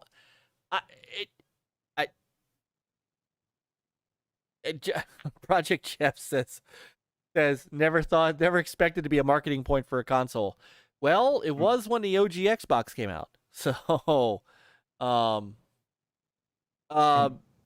I think it's overdue for the Switch. I didn't realize, to be perfectly honest, because my kids have Switch Lites. I didn't know it didn't have one already. Well, it's kind of funny because I have the original Switch, and it's like, wait, I connected wireless, but it didn't, just because I didn't have another, Ethernet jack available, so I never really, thought about it. Like, I was like, wait, I don't have one? I guess not. Yeah. Your camera's still not working again, Chris. I don't know what's going on. Yeah. And Gogo says LAN is important for online gaming. Yes, it is. At what point is Panda Sub says, at what point is Nintendo going to actually put even the tiniest effort into their eShop? That puppy is a mess, I tell you. And I did not say hi to What about Brother the whole Shondale. online stuff? Well, yeah. Yeah. So I did not get a chance to say hi to Brother Shondale. Shondale's in the house. Shondale, great friend of ours. Very, very good supporter of us. Dude. And yep, good dude. And Pong. It's Pong by Atari Tim. What is up, brother? It's been an age since we've seen you. 95% of my time is in handheld mode, so the display mode alone will make me want the OLED model. It's a bummer they didn't upgrade the processor. So, well, how many of you guys? I mean, I all of my consoles that I can hook up Ethernet, I do. Like Xbox, PlayStation, they're all hooked up that way. My PlayStation is. Did I? I don't know. I don't even know if I have it hooked up with a LAN. Because at one point I didn't have enough ports. I do have plenty of ports now. Just don't know if I hooked it up. Yeah. Is this stream about the new Space Invaders? Be honest. So Dread has kind of a workaround. He says you can get a USB to Ethernet connector for older docks. That's if it's compatible. I mean, so is the LAN port compatible with Win98 Nintendo Online? So, by the way, also the storage on the Switch is bumped up to 64 gig. So and enjoy enhanced probably was too audio. expensive to get a retro 32 chip. So yeah. I mean, here's a weird little bit of speculative question right here. Okay. Do you think the Nintendo Switch OLED was what Nintendo could do now because of everything that's been happening over the last year and a half? Did they actually have to shelve another model because they just couldn't get it? They couldn't get the parts, they couldn't get the manufacturing, etc. Maybe. Was this their back pocket idea? But then why? But then even why do this model though? It's not that the other one stopped selling and they have to come up with some new. I mean, maybe they can get these parts easier though. You know what I mean? Maybe push the revision model because now they can make them now. Yeah, but the price is higher. I mean, well, is it? That's Nintendo. Yeah, it's $350 instead of $299. So yeah. Oh, so it's okay. actually more. Yeah. So it's actually more expensive than. So if they got cheaper parts, man, then they're really fleecing. They're really fleecing the customer base. So they're fleecing. Period. They got the OLED. It's like how much do they fleece you? That's the. You got to pay for that extra gigs. Yeah. OLED. Yeah. Cyrus says, to be honest, for an extra $50, Nintendo is giving quite a few improvements. We were just expecting 4K and such. And I'm not even sure people were expecting 4K. I think people were expecting 1080p in handheld mode. Yeah. You know, I think that's what they were really expecting, was to be able to play, high quality stuff no matter if you're in the dock or not. So, I don't think I've ever expected the Switch to play in 4K. I don't think I ever would. I mean, do they Not need this to, model, do they anyway. need it? I don't know. No. Not on a handheld. Right. Well, yeah, So, but I mean, it should have been 1080p on the handheld, though. right. I would think at this And point. At least. So that's disappointing. Yeah, that's what everybody was kind of, expecting. But Cyrus does make a good point that you are getting a better screen, you're getting a larger screen, you're getting a LAN port on the dock, and you're getting more storage. But what you don't get is longer battery life, which No, you still don't. sucks. And I mean, I'd rather have them invest in that than an OLED screen. Yeah. Infinite said, didn't the Vita have a yes, it did. Vita had an Yeah, OLED it launched screen. with it. Yep. So The launch meta had the OLED, and then when they made the first revision, they took the OLED out. right. Dreadpool said Nintendo never said anything. People made their own wishes a reality and disappointed themselves. Yes, they did. So yes, they did. That People went after rumors. That is a completely fair statement. Is that people set themselves up thinking that we were getting a Switch Pro. So. Yeah. And I like Sean Dale. He says, well, I don't mind that Nintendo didn't upgrade the specs because specs graphics really don't matter to me. I don't care about power, to be honest. I only care about the games. Which, I mean, Nintendo games have been selling no matter what. People can make fun of the Switch and all that, saying, well, it's only 720p and whatever, blah, blah, 30. Yep. But the games have been selling and more than, Xbox and PlayStation wish they had, a couple of those games that could sell like that. Yep. Without having to worry about frames and, No. 4K and shit. So, Still, from a dock perspective, it all baffles me how well this thing is doing. well, Brian F says it. He says they seem to make money with whatever they do. I mean, from a handheld perspective, I can see that. You can take these games wherever you want. Rap Relic says this gamers model's the eventual replacement, phase out the mid-tier, and the light has better perceived value. Not a bad model. Just think they're trying to justify the higher cost point. Of course they are. But does it still have Joy-Con drift? Yeah, that's a good question. So at least you can replace those, and with a light you cannot. So if you have issues with your light, then. Good evening, brother Relic. So Relic is hopping a flight from. Where's Relic coming in from? I'd forgot. Where's Relic and Myke? And Myke's in the chat now. They're both coming in from. Isn't it Pacific Northwest? Yeah, something like that. So they're flying cross country to come to Easton. That's dedication. So it's a good time. Yeah. So Seattle. He's coming from Seattle. Yeah. He's coming from Seattle to come hang out with us. That's awesome. Cool. So Dredd is addressing. He said they didn't address the Joy-Con drift. No, of course not. Because then it gets you to buy more Joy-Cons. Yeah. Chris, you may want to unplug and plug back in your camera. Yeah. So. I was just checking the setting. And Relic says no D-pad. Why? Well, I don't think they've ever put a D-pad on the Joy-Cons, have they? No. Is it on the Pro controller? I don't know. I don't have them. It might. Hold on, I'm looking. Yes, the Pro controller. Yeah, the Pro controller has a D-pad. So. I mean, wouldn't they have to not do that on the Joy-Con because of the way that the controller works?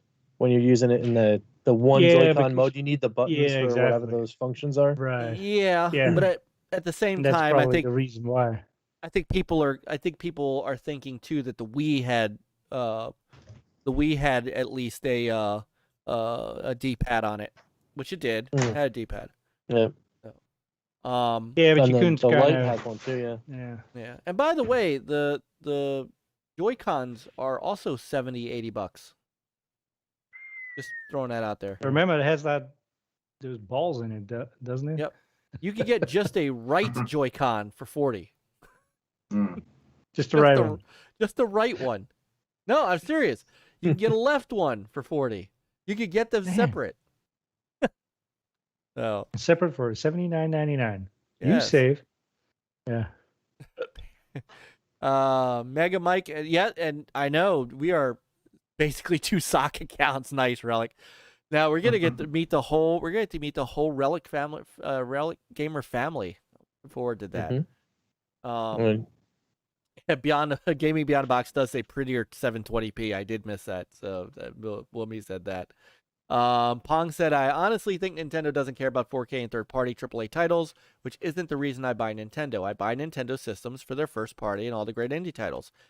That is a dead-on accurate statement for a lot of people. I mean, I've said it myself. Nintendo's stable of games is unrivaled. Really. So look how people went nuts for a 2D for a new 2D Metroid, you know? Yeah. And you're like, okay, I'll take that while you're working on Metroid Prime 4. So, good night, Panda. Panda says he's got to go eat some space bamboo. We'll try to be on later. Please don't end your show because I'm going. The show will be fine. You must go on with the show. Be strong. All right, we're going to try. I was going to click end, but for you. So, Axel's in the house. Axel 1324. I just did a Q&A with him. That hopefully will be out soon. So, Nice. Relic says he's getting a new aftermarket Joy-Con unit. There you go. Sean Dell says he's going to stick with his original Nintendo Switch because I just don't see myself getting another new Switch. I'll wait for the real true next-gen Nintendo hardware comes out in the future. Hopefully, comes out in the future.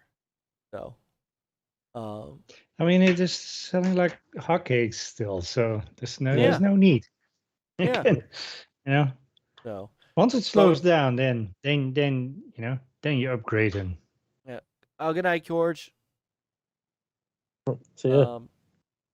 So, and I'm not trying to. I hate to. I shouldn't do this.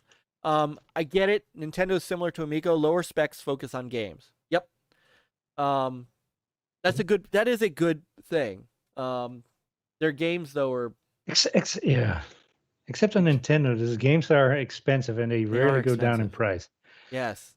Super Mario Golf Super Rush is $60. So Anthem's in the house. Yeah, what's up, Anthem? What's going on, man? So, Good to see you. I love my chat. I love our chat. Chat is so awesome. The chat is awesome. It's an incredible place to hang out. I got to tell you. It is. Well, that's it, because it's a safe place. It really is. I mean, our chat room is a safe place to come and talk games, and you don't even have to agree with the things we're saying. You know, Lord knows people don't agree with some of my takes on Xbox stuff. And you know, but it's okay because this is just a safe place for you to come and talk. You know, it's a place where you and other gamers can come in and give your ideas and be part of our show and you know, as long as you stay respectful and decent, you know, your opinion is valid and important to us. So anyway, yeah, I mean the games are, you know, so. But I do get it, you know. But I think the problem is that people want Nintendo to compete in that arena, and Nintendo never has, and they've proven that they don't have to. The Wii did not have to be as powerful as the Xbox 360 and the PS3. It just didn't. It printed money. You guys see that? You ever see that animated GIF of the Wii and money's just coming out of the front door, and at the time it was Iwata-san, and he's just smiling as money's popping out of the Wii. I mean, that's, you know, the same thing with the Switch. The Switch has sold like nuts, You know, and games, Switch games are constantly in the top 10 of the MPDs, like all the time. And it's always the same game. Zelda, Mario Kart, and Mario like Mario Party when it comes out. It's just they don't have to play by anybody else's rules. They never have had to. And that's the thing. You know, Mario Golf is a 3.2 gig game, and they're charging $60 for it. People will buy it. Especially when they say it's, you know, time limited. Get it now before it goes into the vault. People rush like out. Disney. Yeah. So, you know, even if, you know, so anyway, not to beat a dead horse. In my household, that Switch is a, you know, that stepchild. That's always second rank. So, all right. Oh, now we lost Rich. Oh, I'm back. We lost Chris's camera. We lost Rich's camera. I've done everything. I can't get my camera back on. Oh, good. I think I'm back. Hey, there you are. Oh, yeah, Chris is back. All right. Tell you what, I I'm don't gonna know. grab I need to grab a glass of water. Finish up on the Nintendo Switch talk. I'll be right back. All right. Well, what's Or more talk to about say, something. say Or talk about about it? something else. talk about something else. Answer some questions from the chat. I won't be but a minute. I think. Well, I know I had talked about it. If this was a little bit more of a powerful Switch, then I think I would probably be more interested in picking it up, especially if it's bundled with the new Zelda. Yeah. $3.99, it would be worth it bundled. But yeah, I could see that. But maybe later on down the road, maybe I'll pick this up for me. My daughter has the original, so she's fine with that. You know what's funny? So with the, you know, with the Wii, it was more like a family system, right? Yeah, they all did the Wii bowling and all those games. With the Switch, it's more like an individual thing. They haven't marketed it as the family console anymore like they did with the Wii. Right. So, I mean, we had the rooftop party things, but and even in this you know, Switch OLED where you see it where they're playing like chess or whatever on the probably still on the rooftop. I don't know, but yeah.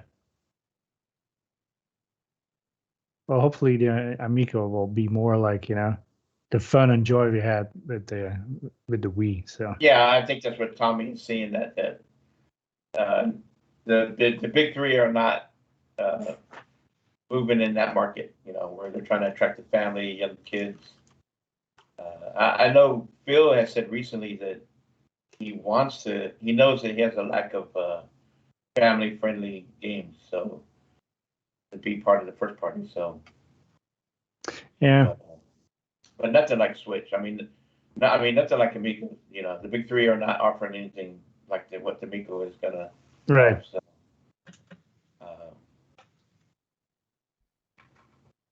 Oh, what happened is Cyrus say you should take over the show. Oh, how's it feel to be in charge? I'm always in charge. Yeah, Yes. I said I was always in charge. Well, this is true. That's awesome. The truth is that Peter just allows me to do this.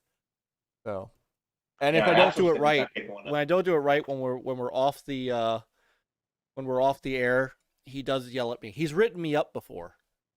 I'm on my last. If one more, and I'm out. One more striking out. Oh no. One more. So. All right. So we've lost the cameras of both Chris and Rich. I don't know. Yes. We're going off the rails. I kept like flickering on and off. So I don't know what. So. Mine just didn't come back. So. Oh, there's yours. Oh, you're back. I'm back. See, it just popped for a little bit. For a little bit. I think Chris hijacks your signal and then he comes really back. On, yeah. There it is. There it is. See, boom. Peter. I also think it's a sign because it's approaching me turning into a pumpkin hour. Okay.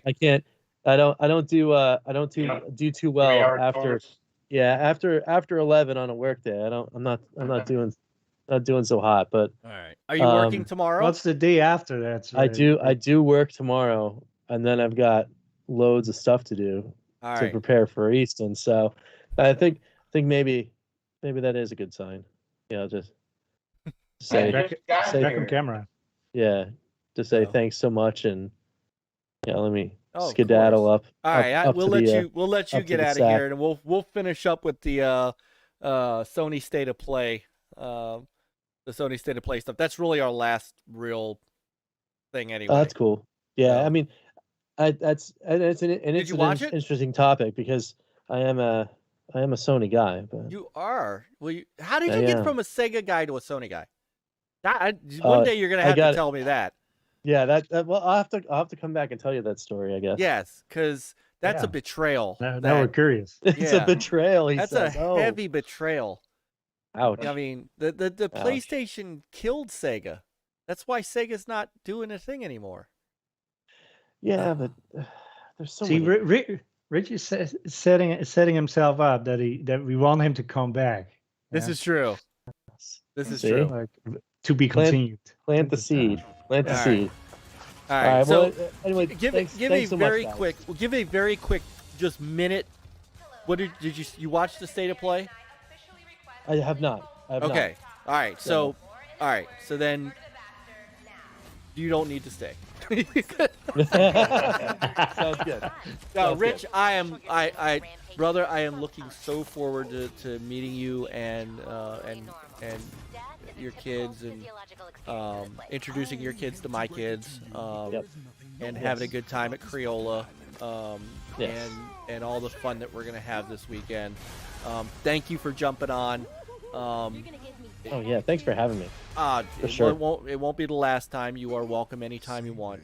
And thanks. guys, the channel is down in the description. He is one of our Gamers United Guild brothers. Bacon Ice Cream Productions. The next time you're on, I gotta ask you how Bacon Ice Cream Productions came about, because that I didn't get a chance to ask you, but we'll save that for the next trip. That sounds good. Please, you've got to subscribe to Rich's channel. His content is some of the best and most family-friendly stuff that there is, and it's fun and Thanks, brother. it's intelligent, and it just go subscribe to his channel, please. Just go subscribe. Thanks, guys. Finish No, the show we have- first. just come and have Yeah. fun with us. Finish It's all about. finish our show first, but then go subscribe to Rich right after we get off the air. Yeah, just subscribe in the second window. He's not live on that channel right now because he's Yeah. right here. Yeah. That's right. There you go. All right, Rich, right. have a Well, great night, thanks, and I guys. will see you Yep. very soon, brother. Very, very soon. All right, Rick. All right. All right, brothers. Man. All right, see you. All right. Good night. Good night. All right. Night. What a great guy Rich is, man. Yeah. There are so many good people that we met. You know, if anything else, and we've talked about this kind of on other Amico shows. Let's, the Intellivision Amico could flop. It could be out for a year and then just, who knows? Yeah. But if the Amico did nothing else, it radically changed my and our, to an extent, all of ours, the three of us. It changed our community. It brought us into I mean, a whole. we are amigos. We are Yeah. amigos. So we have somebody new in the chat, Lady Foxfire, who I have seen many times before. Welcome, Lady Yeah. Foxfire. Welcome to our show. Welcome Lady to our channel. Foxfire, welcome. Oh. Ah, All right, she go goes go. way back. She's full. Lady Yes. Foxfire is awesome. Yes, I have seen her on other shows. I have not seen her Mhm. lately. I have to admit, but when I did, I was always very good, very intelligent, very She intelligent is. gamer. She is awesome. And Welcome. she did come on WDFC one time. We had a little deal about our collections. Ah, And yeah, she had an awesome collection. So, while back. thank you again, Rich. You are welcome on any time. And Gogo, Dreamcast over other systems, you sir are allowed to stay. But again, I if nothing else, that Amico and Tom and really, you can say what you want about Tommy Tallarico, but the one thing Tommy Tallarico has done was to introduce us to a lot of people, because my wife is done shopping at Kohl's, so heading out. We will see you guys very soon, Relic and Mega Myke. Looking forward to meeting you and Lady Ventress. So, and again, this is what it's all about. We're all gonna meet. Having Tommy on our show. I think that's January, the part that I missed the most of not being able to go. It's like, I know. Yeah, but you know what? On the flash and break bread, There will be other times. There really were. There will be other times. Because we were always talking about too many games as well that show up in Pennsylvania, and I know like next year, Papa Pete and OEB Pete and a bunch of people are going there too. So this isn't the only time. Oh, okay. So, but it brought us to this new place, and Tommy being on our show last January introduced us to OEB Pete, who introduced us to a whole bunch of people, and the list just goes on of a wonderful community, and a lot of them are in our chat, and I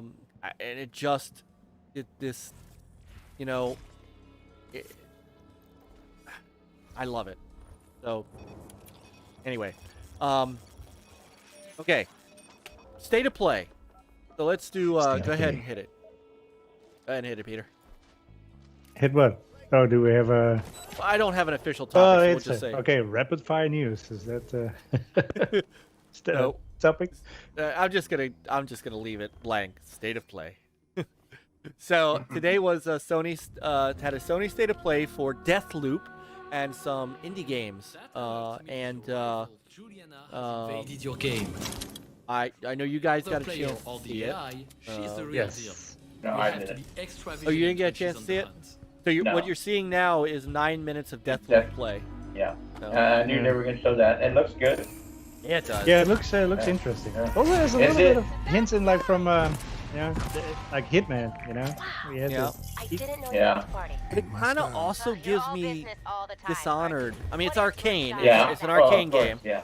I'm having an echo down here, guys. Are you? When I should be killing motherfuckers, apparently. I hit I'm not myself. Oh, I'm not hearing it. How about now? How about now? No, I'm not hearing any I think echo. it went away.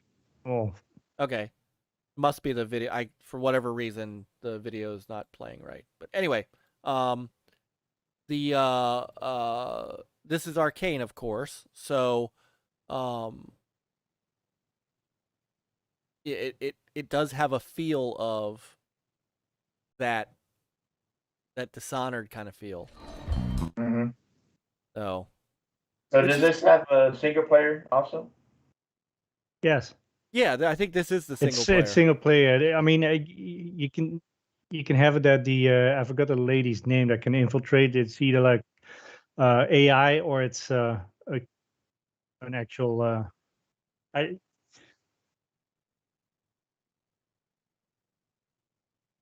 hearing an echo. Can't. Yeah, I don't know what that is.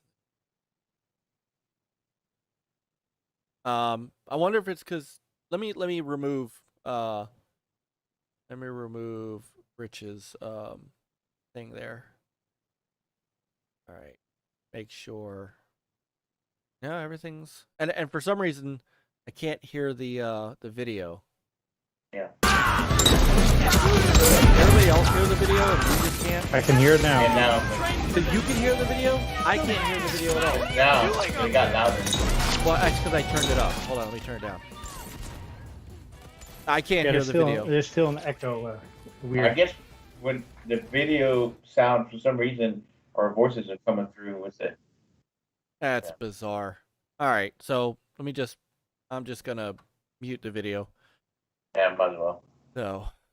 So, The game looks good. The only thing that I'm worried about is I know somebody who has played parts of it, oh really? and he felt it was a little repetitive. after a while. So I guess that's the loop in Deathloop. Well, but if it comes to Xbox and then in Game Pass, then I will definitely check it out. And that is, so that continues to be kind of the rumor, but I have not, and I get it that, well, it's a Bethesda game, so, but I haven't seen anything official that says yes, it is only a timed exclusive. They've never said that. So I don't know that for a fact. And that could be something that Sony and Bethesda had to deal with. Yeah. And I think Bethesda's respecting that, and so is Xbox. Absolutely. So. No, and they should. That's. I mean, that micro. They've done that. Yeah, console exclusive. It's not. I don't believe that this is coming to Xbox. I don't think that. I think that deal was in place before. Now I could be wrong. Yeah, but it could be that after they bought that everything is, Yeah, but Phil honors those. He honors those contracts. That's why Psychonauts is still coming out on all platforms. When they bought but Compulsion. I mean, and that's why maybe they let this game shine on PlayStation. Yeah, let them, because Arcane is obviously making another game, so they're working on a new game that's going to be Xbox only. They're working on, what was it called, Red Pill. So, Arcane will get their chance to shine on the Xbox. But right now, they're going to shine on... yeah. But it's possible that after a year or something. Yeah. I don't say it's a 3-month or exclusive. But it doesn't say it's not coming to PC, right? Hold on. Let me go back to because it did say... Well, and that's why it says console exclusive. So, here, let's come to PC and in Game Pass PC. Well, see, also, okay, all right, hold on. I just saw. Hang on. Also available on PC. Now wait, here's not the second available one. on other consoles. Thank you. Until at least 9/14/22. So, all right, so maybe then after. All right. For a year then. Yeah. What?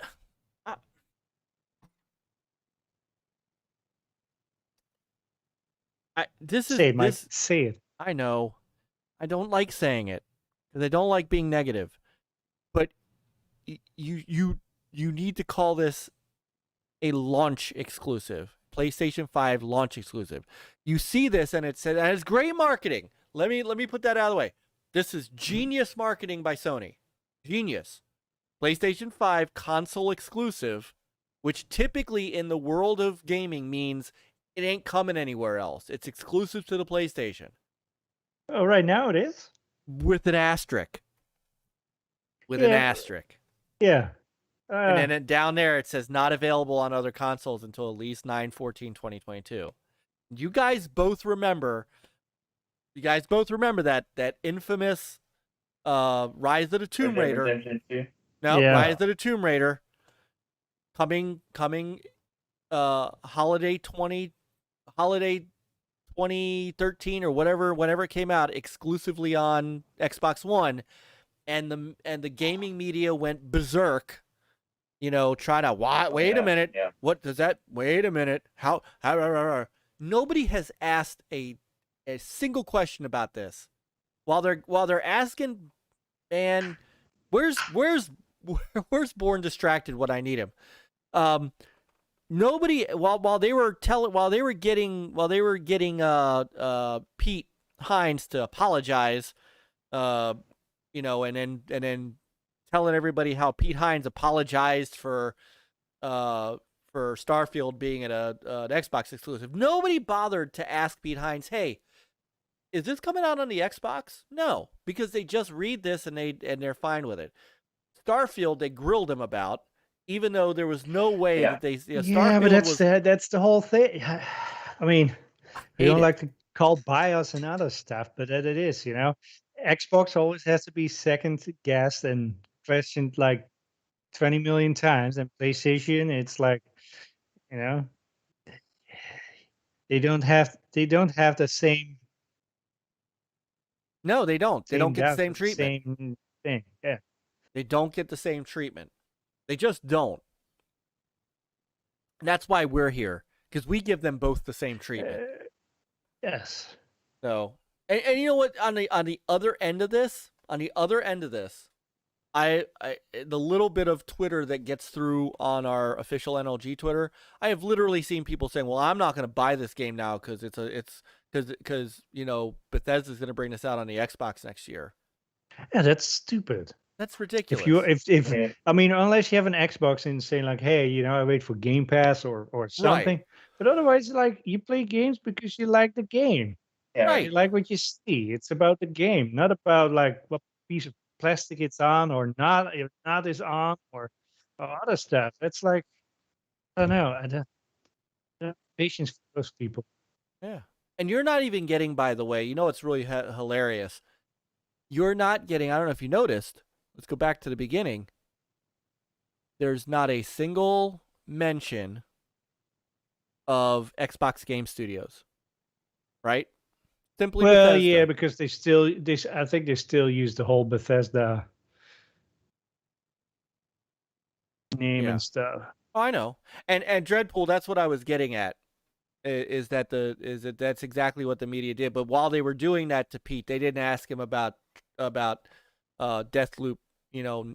No, they could have asked it like, hey, yeah. Yeah. But they didn't. But here's the thing. I mean, in the olden days, like, you know, when you were a game journalist, you were there. It was all about gaming, right? Regardless of the piece of plastic. Now, so-called journalists are too invested into their own preference that they're kind of blinders on, and you know, as based upon their own what they want or hope to happen. Exactly. More opinion pieces than actually, you know, journalism. Like, here the facts of the story. I mean, granted, still, you know, give you feelings about what you felt about the game in the end with your reviews, but it didn't affect the factual parts. And it's exactly it. You know, in the old days, we would just simply say it's coming out on the PlayStation, and if it ever gets announced for the Xbox, they would say, "Hey, it's been announced for the Xbox." I mean, it's because that's just what we did. But no, everything's got to be. Annihilator. Hey, Niall. Yes, this is coming. Alexis. This is coming to PlayStation. So, in fact, it's coming to PlayStation for an entire year. It says at least. Well, if they put this on PSN Plus for PS5, then hey, I'll take it. But when it says they're not PC, gonna go. Does that mean that it can't come on the PC Game Pass? I think yes, because if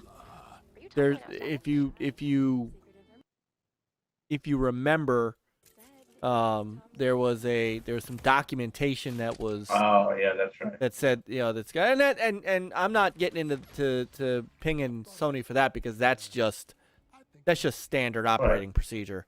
You know, they've got a deal for this game. They're not gonna put this in Xbox PC Game Pass. Yeah. So. Did he have it for the PC Game Pass? Or just that's what I'm saying. They're not going to put it on PC Game Pass. We were talking about. Yeah. So, did your echo come back? Because I turned up. I'm echoing like crazy. It's still there. But I only hear it like me and Peter are echoing, not you. What?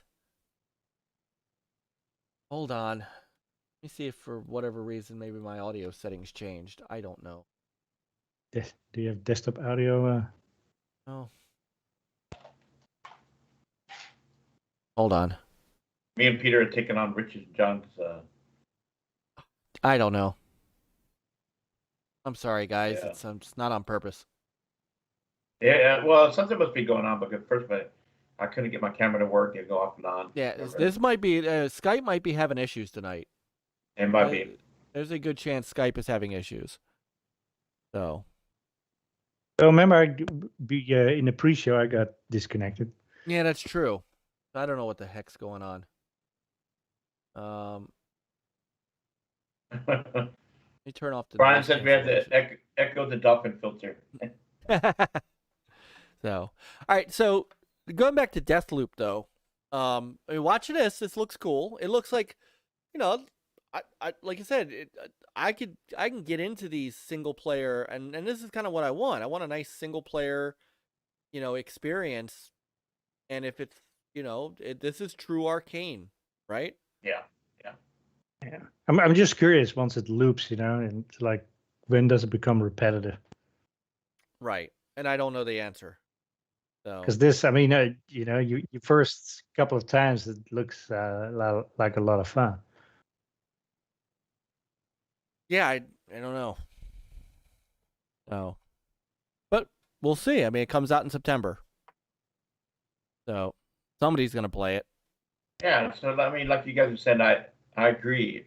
If this looks like a game for you, and you have the means, you have both PS5.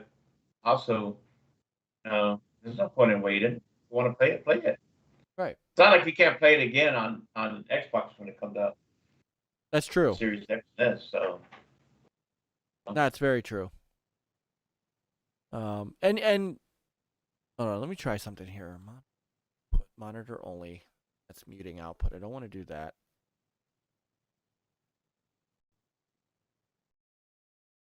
Are you guys all right? Say something and see if you're echoing.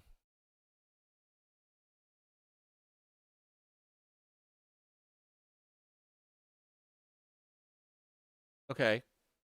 All right. So hold on. So try it again. I heard myself again. Yeah. YOBY. All right. Hold on. YOBY's Try in it. the house. All right. Now try it. YOBY, this is YOBY. Deathloop. YOBY. All right. Are you echoing? Are we? I don't hear me. Did Echo stop finally? I don't know. Did it? Because it might be. Yeah. Okay.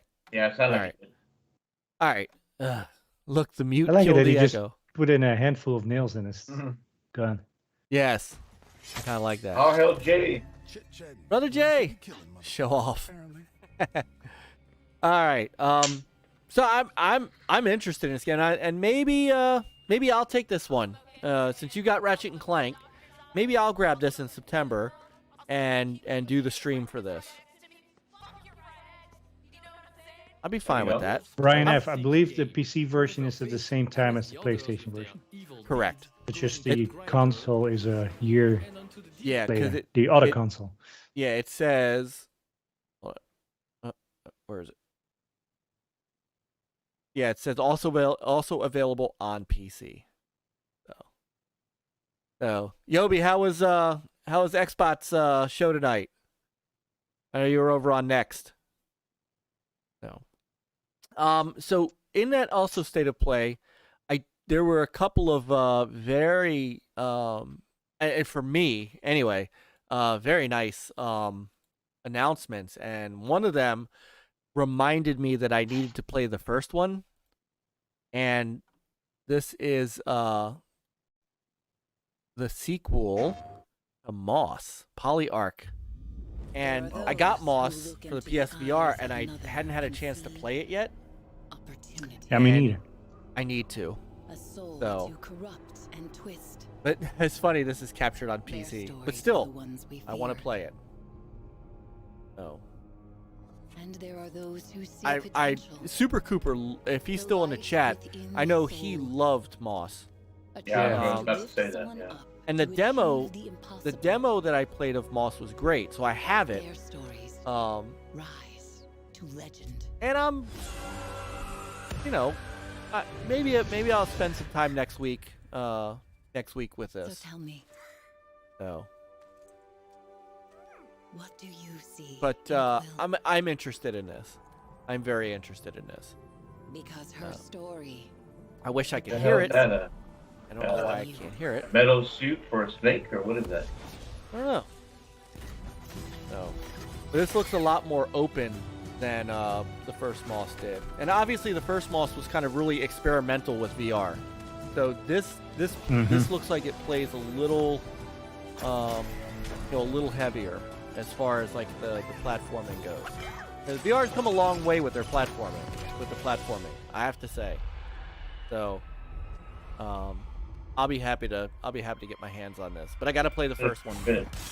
Yeah. So this is only VR? This is just PSVR.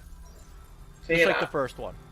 And I'm okay with that, but I wish they would make these games also available outside of VR. Give the option. I mean, it'd be a great game to play also outside of VR, but yeah, I guess it's made just for VR, so, Yeah. Well, although this does say, if you look at the, hold on. This does say. Those who look into the eyes of another. Even Lady Foxfire said she's interested in mod, but she can't play VR. All right, Brother Pong, have a great weekend. Check us out on Saturday morning, man. We're going to be up in Easton at the Crayola Experience at the AmicoFest, playing some Amico. So if you're interested, check out our Saturday live stream. Final game. So this says captured on PC. So I mean, I don't think you could. I don't know if you could play it without. Yeah, no, but top is a PlayStation VR game. Yeah, I think it requires. So. Yeah. But that's a pretty cool game that I'm looking forward to. Another game that they showed, and they unfortunately had to delay it to 2022. We saw this back in when did we see this? It was back in February. A game. Uh-oh. Yep. Okay. A game called Sifu. I don't know if you guys remember this. This is that game that the martial arts game where when you died, you aged. This was cool. There's Cousin Board. No, you missed the first topic. Sorry. Is that Born? Now he's in the Fight Club, and as soon as he's dead, then he ages. I love the idea of this game. I love the idea of this game. I can't wait for this. This one's gonna be really cool. And look, this is a reason why I was very happy to be able to get my hands on a PS5. Damn. So I can get a game like this, get my ass whipped at age 55. Yeah. So it's just like I said, they unfortunately delayed this to 2022. Yeah. But I can wait for a game like this. So this is a game that won't come out on Amico. So did I notice the end? We're getting to the end in just a second. The animations look a little jerky though. Yeah. Yeah, I like how it's maybe that's why they early 2022. Not a year. Half year. Yeah. So that was funny. No. Not too far. I mean, they're saying early 22, not too far up, which is fine. There's a lot of games coming out anyways. Yeah. So. Another one that I saw. So let's talk about this a moment. If Last Emperor's still in here. So Sony announced a director's cut of Death Stranding. Once there was an explosion. Yeah. A bang which gave rise to life as we know it. I don't want to see. Please don't show us naked margaritas. Come on. This is ding-a-dong. Why do we have to see Margaritas' ass? Has two babies. That is not America's ass. I'm just saying. So. But this is and now that I've got a PS5, I'll be waiting for you on the beach. I am oddly gonna get rid of the BTs. interested in checking this out. At least we'll have the director's cut's gonna have all kinds of, here we go, new battles, some racing, there's maybe some new enemies and things like that. You see, and I've come to understand the truth and I'm kind of I think I have to try this now. You could drop kick people. I mean, they've kind of made the game a little more badass, and they put a little more action into it. Can you hide in the box? Can you hide in the box? So, And shout out. I want to give a shout out to Kojima Productions head of PR, who I found on Twitter today. He's an old friend of mine from the old NLG days. His name is Jay Bohr. Jay, I don't know if you're going to watch this ever, but if you do, I got to catch up with you. It's been way too long, my friend. And maybe I'm gonna have to see if I can get him to hook me up with a copy of it. So Jay was my old PR rep from Midway. Tells you how far back. Yeah. So Jay's a really excellent guy. So, but talking about this upgrade though, it's like they have a very reasonable pricing.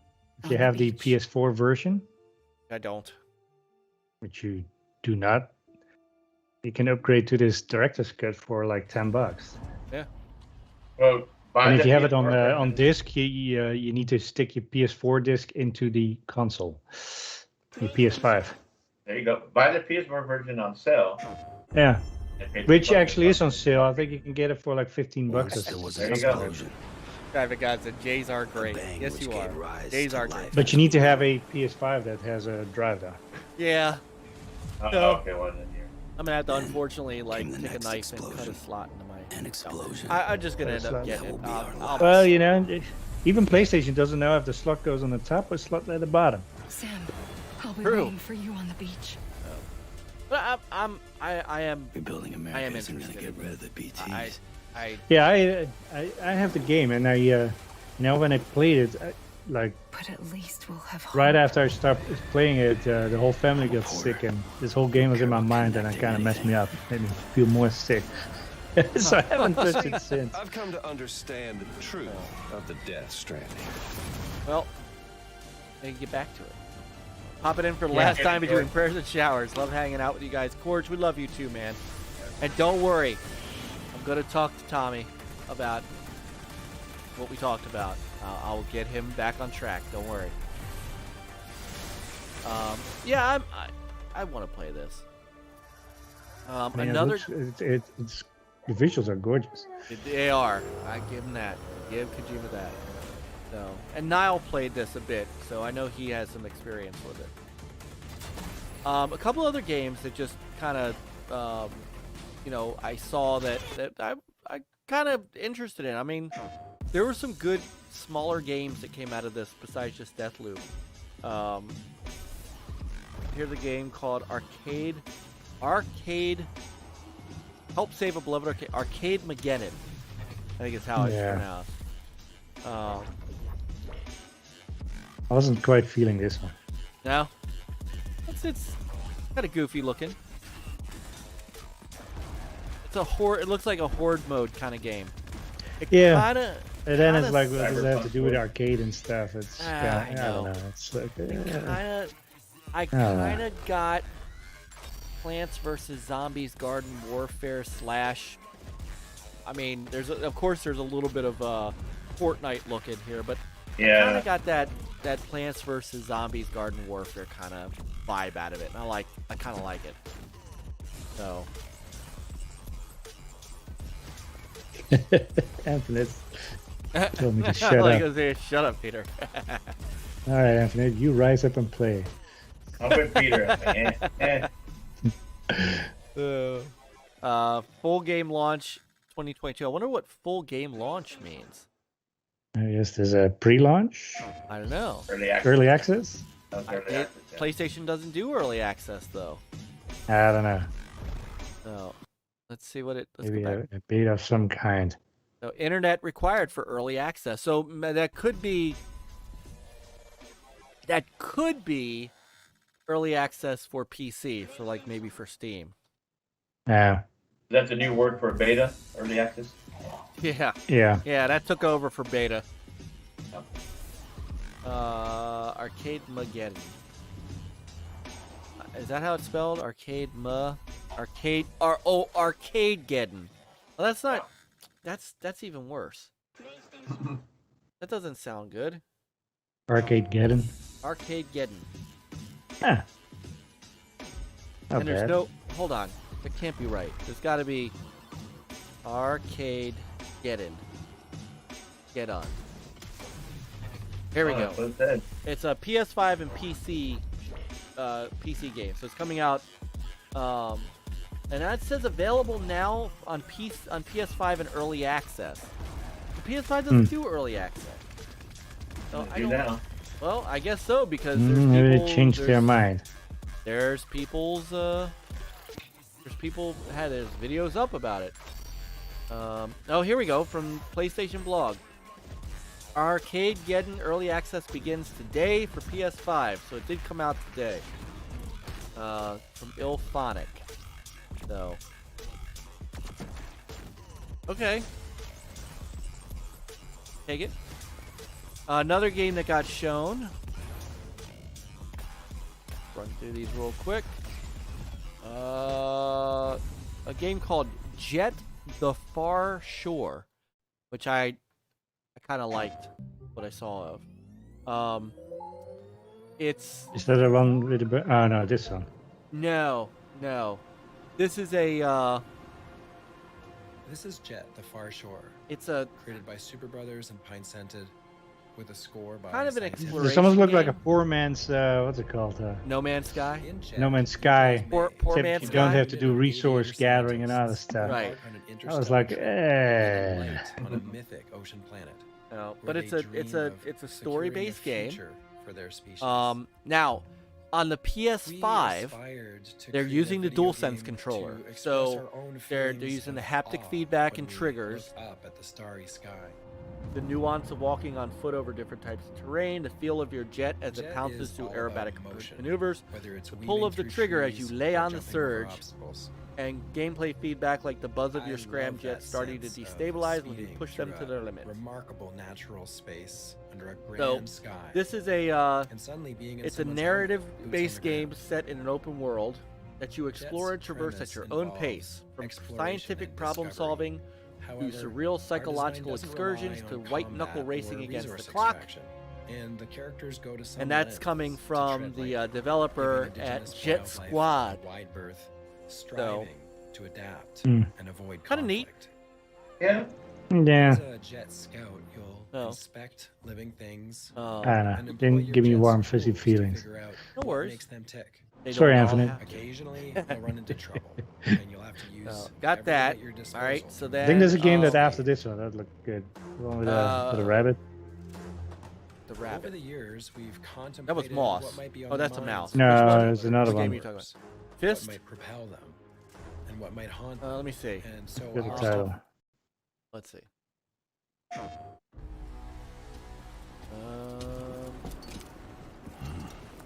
Yeah, this one. Okay. So this is Fist. The rabbit's name is Rayton. Oh yeah, here we go. Wow, good looking rabbit. Oh, here we go. Side-scrolling platformer. Yeah. It's one of the indie shows. Yeah, this looks good. Yeah. So this one is coming out September 5th on PlayStation 4 and 5. And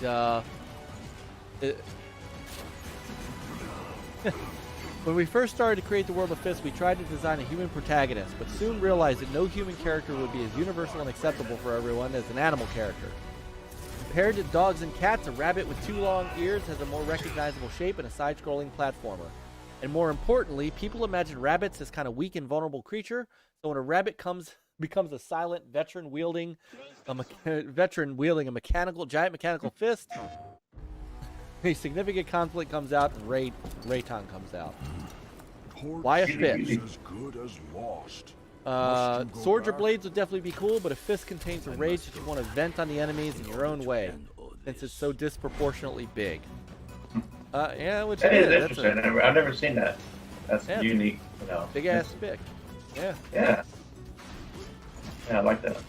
Angry rabbits. The angry rabbit. So, all right, we got that. A couple of Sega games got shown off. One that I'd forgotten about, but I was kind of digging. Lost Judgment. Yeah. Your Honor. Especially since I just finished playing Sleeping Dogs and want to get into the Yakuza series. A body turned up in Yokohama. Oh. This is something I'm kind of waiting on. So.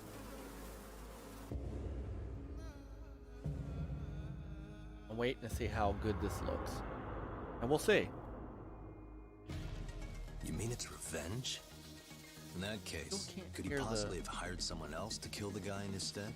As for my request, I don't know why I still can't hear the video. You can hear the video sound, but I can't. That's the weirdest thing. Is this made by the same people that did Yakuza? It is Sega. I don't know if it's the exact same. This kind of looks like. I kind of like. I mean, really, I like the. This is a game that I like the idea of. Another type of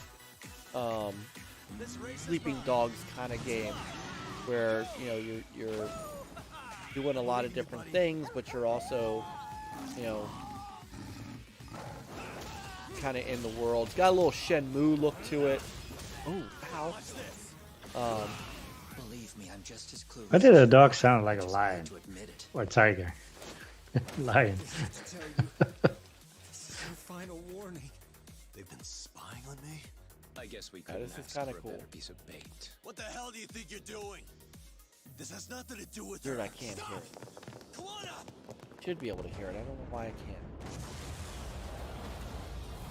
Oh, cool. Qeorge is selling 3D prints. Oh, nice. Do fidget sticks for people. Dude, my daughter's all into fidget stuff, toys. Oh yeah. That seems like the trend now right now with all these young ones. Yeah. So this is coming out on all consoles, including the Switch. But of course, because this is state of play, I got the PlayStation. PlayStation 1. Tribes of Midgard, the Wolf Saga, another one. I love this in-game purchases. Hi, So, I'm Sydney from North. this kind of gave me, you know, I dig these isometric overhead action action RPGs. So I like games like this. And so Tribes of Midgard, this always appealed to me. Games like these always kind of appeal to me. So new seasonal updates will change the way you play and add challenges. this is out on Steam, PS4, PS5. It includes new classes, exclusive loot, and a don't powerful new boss. know. Look on their site. There will be 8 different classes to unlock and choose from. Let's take Any a quick look at the other? Ranger, one of our 2 starting classes. This is As you gain levels, you unlock game-changing abilities PlayStation, Steam. to match your playstyle, That looks like it. like the lightning fast So, quick shot or the powerful slowpoke. Because and classes are it's a complementary, Gearbox. It's fun to have a bit of everything in your tribe. We're Corsair. excited to see how your strategies will change as classes expand in future updates. Season 1 Pretty cool. also I'm introduces gonna. runes, which This give will be a you game special I'll powers to enjoy. Customize your character even more. The Wolf Saga will launch with 30 runes, including Like I the say, I always Melonz, like these kind of which games. has I like the art chain style. lightning arcs to your attacks. You can I use like that multiple runes hand-drawn together, kind and of effects can get pretty art wild. style. You'll end up with different rune combinations each session, so you'll always have new ways to experiment. And then what else did I grab? This is 4-player co-op. But not least, yes. the biggest part of every season are saga quests, a series of quests And that will bring you that's all that I grabbed on State of Play. But I do want to show one more thing, just as a separate aside, because I'm such a Sonic guy. Sonic Colors and the updates to that game. Now I was unaware of Sonic Colors for some reason, but in seeing it, I definitely want to play this game. I know we kind of we got to look at it at Sonic Colors Ultimate when we saw the Sega Sonic specialty thing, that the specialty stream they put on. But now I want to play this because this looks really cool. This looks like the perfect mix of Sonic Adventure and a 2D Sonic. So I'm all in on this. And I've heard from people who have played this And Lady Fox, see, look, Lady Foxfire says, "Oh my God, yes, I saw this earlier." All right, so Lady Foxfire, is this? Have you played? Did you play the original?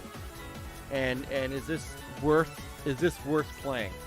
Especially for someone like me who is a Sonic guy. Oh, she loved the 60 frames. All right, see, you're selling me on it. And yes, Sega does need to bring back Skies of Arcadia, but not as a remake. I want a sequel. Fail save. Oh, I see. Yeah. This is. I want to play this.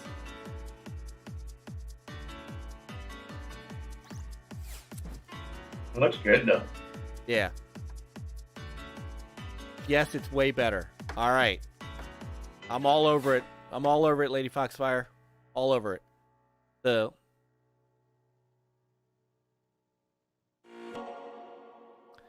All right, and there you have. So that was the state of play videos, and then Sonic, of course. So there's some solid stuff coming out. I know not everything for everybody, but there's some solid games coming out. So hopefully this will give me some use on my PS5. Day one for Lady Foxfire. So, all right. So we typically go over rapid fire news, but there isn't a ton of it other than I'll bring up a couple of quick things from what you guys put to Discord. Oh shoot, I just saw the. All right. How about we do it on the live stream, Chris? Okay. All right, we'll do it Saturday on the live stream. I'll announce that. Makes more sense. Yeah. So for those that are going to watch the live stream on Saturday of the Amico event, as long as we have the live stream, we're going to give away some Amico. We'll give away an Amico shirt or an Amico hat, and I'll work with Tommy on getting some stuff to give away, or we'll just use our Friends of NLG money. So, but we'll do a giveaway on Saturday for an Amico's thing. Excellent idea. So, okay, so real quick hits. We'll do a couple rapid fire. Ubisoft is working on Assassin's Creed Infinity, a live service platform. Yeah. Yeah, I saw Peter wasn't happy about this. I might be the only one that doesn't mind. Well, it's like I know people are worried though, but yeah, I'm worried that you try to milk this thing too much, and it's either like becoming such a large project that it will going the skulls and bones route, so we don't see it for like forever. And I don't know. Well, I am curious because if they're saying that this is Assassin's Creed Infinite, because all the other Assassin's Creed, right? It's always set in a certain place, right? A setting. Yeah. Mm-hmm. So on this, because they have, I think, 2 studios that work on Assassin's Creed, right? While one's working on one, and the other one's working on the sequel, whatever. So if they're gonna do an Infinite, I'm hoping that they will have different settings. I know a lot of people have been saying, China or different, So I'm hoping that out of this, we can get several different countries, different settings throughout, when they bring content. And maybe we'll still have that, hopefully there'll still be that single player content. You can play single or you can play co-op, whatever. I don't know what, and you look at Sea of Thieves. I mean, that's a gas game, right? Mm-hmm. And they've done very well consistently. I think Sea of Thieves has shown that how successful, a game like that has been, and it's had long legs, and it's sold well. So Halo's doing it, Forza's doing it. They're on that model, and it seems like Assassin's Creed. It's like, they've already they did all the previous Assassins, right? Creeds, and then they did the last 3 trilogy kind of in a way, and then now, you know, maybe they're like, well, you know, Fallout did it. Of course, it didn't start off well at first, but it's done very well now. So maybe by Ubisoft doing a gas model of Assassin's Creed for a while, and so that gives them time. It's like they have a studio that will focus on bringing consistent content for that, while they're focusing on other games that they want to, you know, kind of bring to the forefront of the single player. You know, I don't know. Yeah, but I don't think Ubisoft has a good track record though. Look at Ghost Recon; it kind of went downhill. Division 2 kind of went downhill. In my opinion. Rainbow Six Siege. And also, like, so we get Assassin's Creed, and I'm afraid we get like small little experiences, like, you know, like those Valhalla add-ons, you know. Yeah, but that will be like just one thing, like, you know, I hope we're not sitting here in the Animus and then we pick and choose what little you know, little experiences you want to do. I'd rather have, like, you know, a full game like the whole Valhalla or Origins or Odyssey or, you know, Black Flag, you know. Just give me 180 hours of fun instead of having, like, you know, but if a couple of hours here and if there. they could bring us some full like experience, but in different settings. Yeah. And that it may be okay. I mean, I don't know. I mean, if they're gonna do full experiences like that somehow are connected, whatever, it could be good. But I'm very cautious about that. Yeah, and then of course, unfortunately, the Animus is going to be. That's always like a pain in the neck. You They know, should take it out of their you know, single player full game. So I'm afraid they bring this back in the forefront because that's the hub to connect all the little pieces. So yeah, we'll see. No, and what they're saying is that they're looking at, they're kind of looking at how well Fortnite and GTA 5 have done as online platforms. Yeah, and look, right, and those are 2 games that I don't play. So you know, if Ubisoft is going with Assassin's Creed that way, then it's the end for Assassin's Creed for me. Well, I played GTA 5 online quite a bit. Haven't for a while, but I will say that, of course, they have the main world, which was, you know, the GTA, you know, city, and then from there they would just drop in content, right? And then, you know, you had it was like a full story setting, you know, that you had to play with your friends and stuff like that, and it was pretty good. I mean, they kept it, you know, original and fresh. But I'm with Peter. You have to be able to provide that experience to bring us into different worlds, different countries, and we feel like we're in a full open world and, you know, typical Assassin's Creed experience. You know, be able to traverse the world like normal. They can't. It has to be multiple settings. I don't know how they can do it from one setting. You know, but like Peter said, we'll probably be sitting in the Animus seat, and then maybe we'll have to get to choose where we want to go. One, you know, we can go to Egypt and Greece, and then another one we can go to the British. Hopefully, they can bring that kind of experience, bring us multiple areas. So we'll see. Yeah, we'll see. And I'm sure we're not going to see anything more of this. That, of course, we're not getting an Assassin's Creed this year. So, no. Well, and if they're working on this, I'm afraid we won't see Assassin's Creed for 23, maybe. They even rebuild it. Yeah, at the earliest. But the thing is, they still so many other games they got to focus on. Beyond Good and Evil too. I mean, yeah. I don't know. Yeah, I hear you guys. They got to show it at some point. Yeah. No. Right. But this is where we're headed, guys. It is. This is the world we live and in. Don't be surprised if Far Cry goes this route too. Yep. So, in other news, another quick news, something else that popped into us, it's a chat that I thought was very interesting is games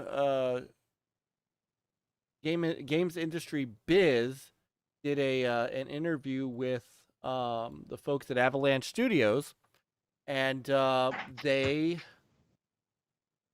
were so Contraband, which of course was shown at Microsoft's E3 presentation as a joint collaboration between Xbox Game Studios and Avalanche, and this, by the way, is one of the first games. This is the first time that Avalanche has directly worked with a platform holder, and had somebody else publish their game for them that was a major platform holder, and coming to Game Pass, which I think surprised all of us. And the what CEO the CEO of Avalanche said,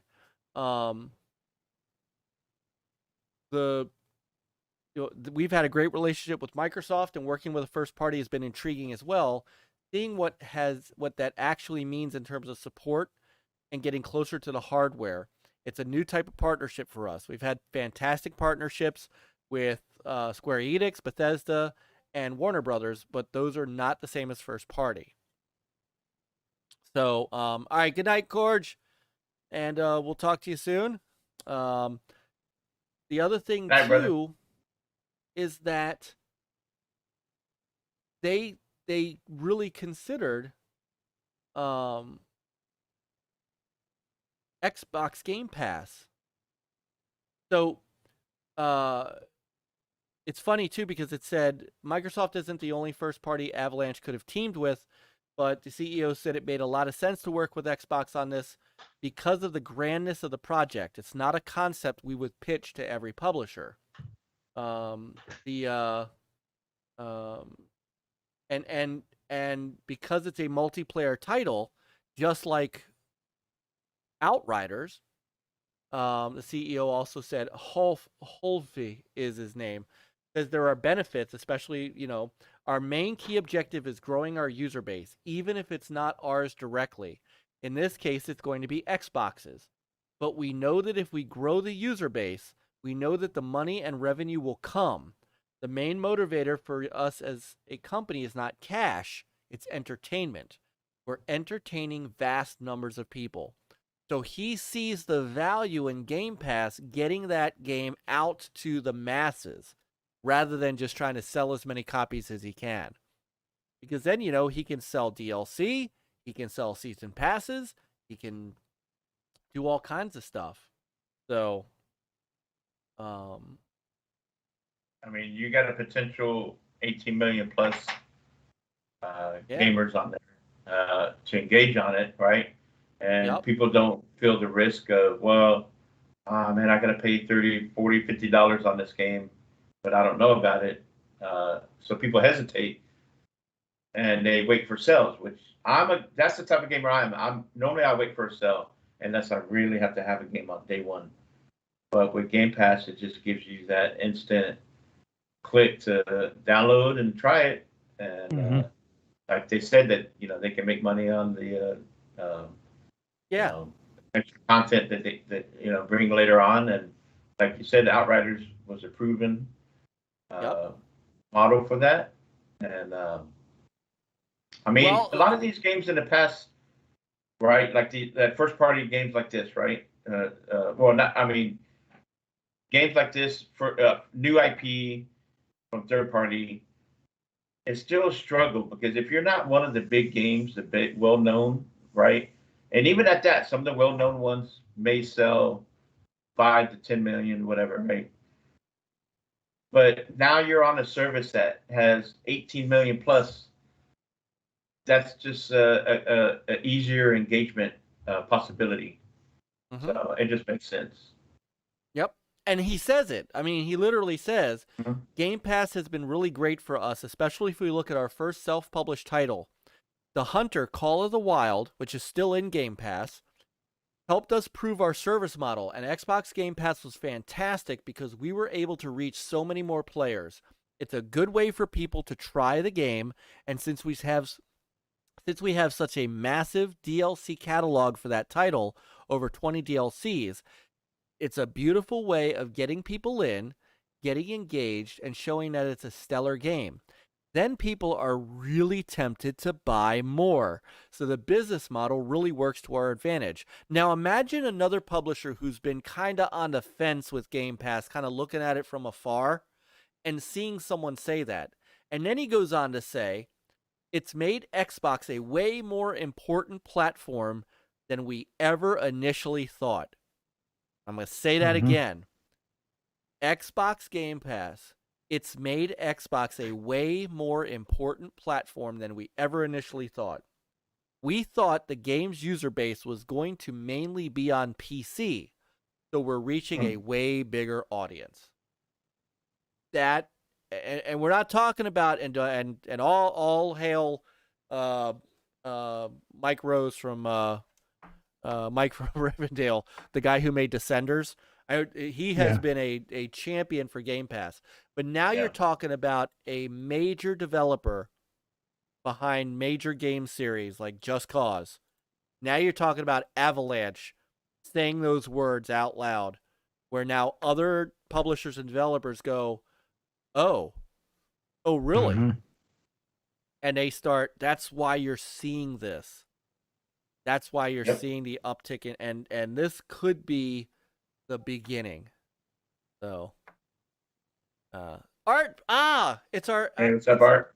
Art. So Art is our newest. Yes, Art is our newest member of NLG. We're hired. I've hired him. I have actually stolen him away from DJC Game Studios. We will be on Saturday. He will be signing his contract on air. So. Welcome, Art.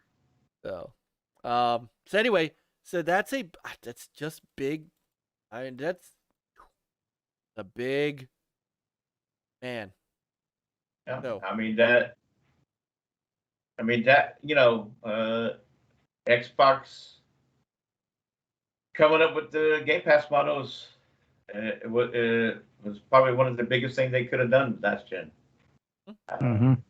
And to turn things around, and then, like Phil said, that the whole point of Game Pass was to help bring in third party, to help develop new IP, and so on. And he's been able to do that.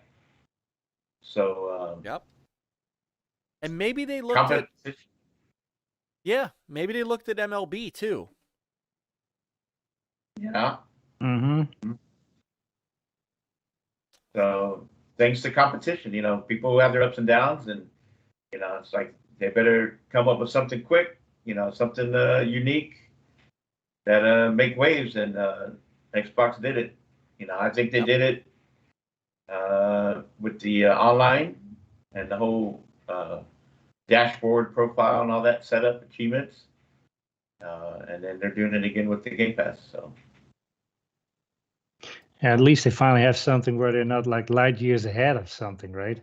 Because we're used to subscription-based services for movies and music and other stuff. So when we look at other things that they, remember the Kinect when it came out and people like, oh, there's something listening in my living room. Well, now everybody has the, the ELXs and, Googles. I don't want to say the name, otherwise everyone's equipment starts listening. So hey, and their phones for tracking and other stuff. So it's no longer like on the frontier. No. Hey, I want to bring this up. This is just a quick hit, and since we have some folks that are Pong, brother Pong. Thank you for another fantastic show. Good night to all the wonderful people in here. We're almost done ourselves. Don't worry, because I still have to pack for Easton. A Texas woman with a massive collection of video game systems, has earned her 2 Guinness Book World Records for her efforts. Linda Guillory, 51, of Richardson, Texas, was awarded the Guinness Book of World Record for the largest collection of LCD gaming systems, 1,599 of them. Wow. And the largest collection of playable game systems, 2,430. Wow. She started her collection at 8 with a Red Conic basketball game, and her passion for collecting was reunited by a conversation with her brother in 2003. So she said her brother was one day talking trash with her about who had been the best player of various games as a kid, and he asked, "Hey, whatever happened to your tabletop Pac-Man?" He said, "Next thing you know, I was looking on eBay for the Coleco tabletop Pac-Man." And then she just started getting vintage. Then she went to Japan, and she said the ability to buy in Japan was huge. So, wow, she's got a ton of stuff. So, fully on her. Hey, you know what to say? Bigger in Texas. No. Oh, Lady Foxfire, thank you so much. Been enjoying the show tonight. Yeah. Glad I found you guys. I gotta read because my Stinger Twitter is gone, so I have to re-find you on Twitter. I will do that and follow you. So thank you so much. All right, that's all the news that I really think we've got. Yeah, that's about most what we've been seeing lately. So yeah. So, just a quick thing. Dreadpool said Yeah. InOps is free on the Xbox Store. what is InOps? It's a game. Oh, Dive into okay. the wondrous world of InOps, the 2D puzzle-based side-scrolling adventure of dark and Ooh. light. Battle the fire, breathing demons, and rescue the scattered InOps. Okay. I could go for that. InOps Hey, Xbox. I don't know if it's supposed to be free, but it is free now. Okay. Did I talk about the fun? Oh, no, Niall. Thank you for reminding me. So Niall on his stream, I got to give some props to Niall here real quick. Niall asked me, he was streaming, he's been streaming some more Miles Morales for us, which is getting me hyped to want to play Miles Morales again. And he asked me if it was okay to share out a GoFundMe for a friend of his here in the States. And of course, there was no reason not to. I mean, it's a good deed for somebody. So he shared out on the stream. He shared out a GoFundMe for his friend, and then let me know that that thanks to that, his friend got her own place after being homeless for many years, and people reached out and did a good deed and helped a lady get out of being homeless. So, Niall, my hats off to you, brother, for doing that, and of course, it was absolutely no problem letting you talk about that on our channel. It was absolutely so. She had been living in a hotel for over a year. That's really tough. So very happy.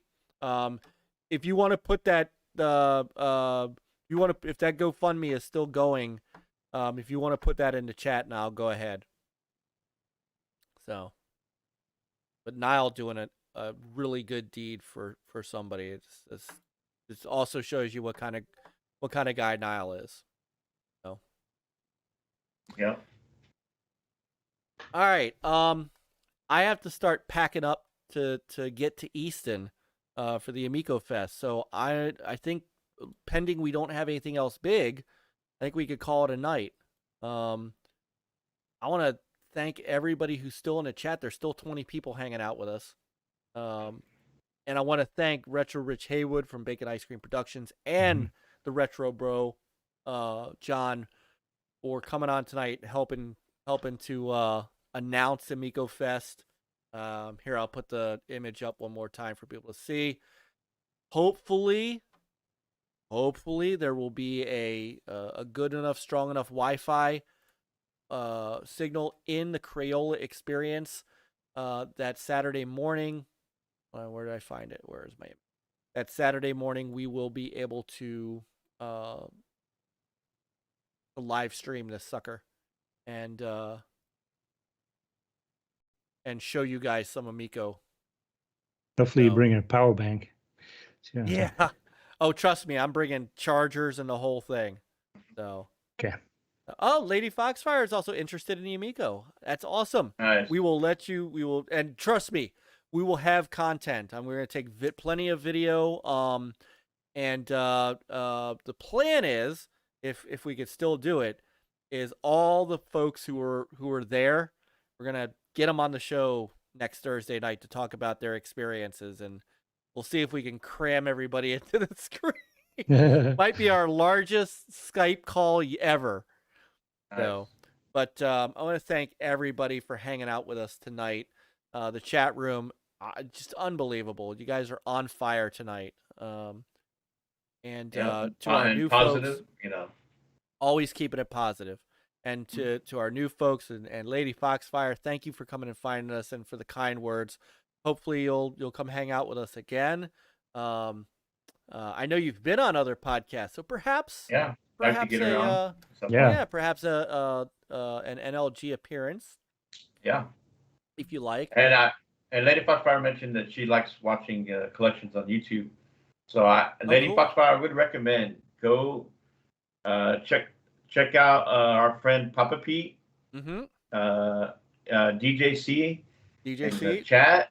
Who else has a great collection behind them? Rich has a good OEB Pete, but especially Papa Pete, because if you go on his show live, sit there and just ask him about a game, just any game you can think of, and he probably has it there.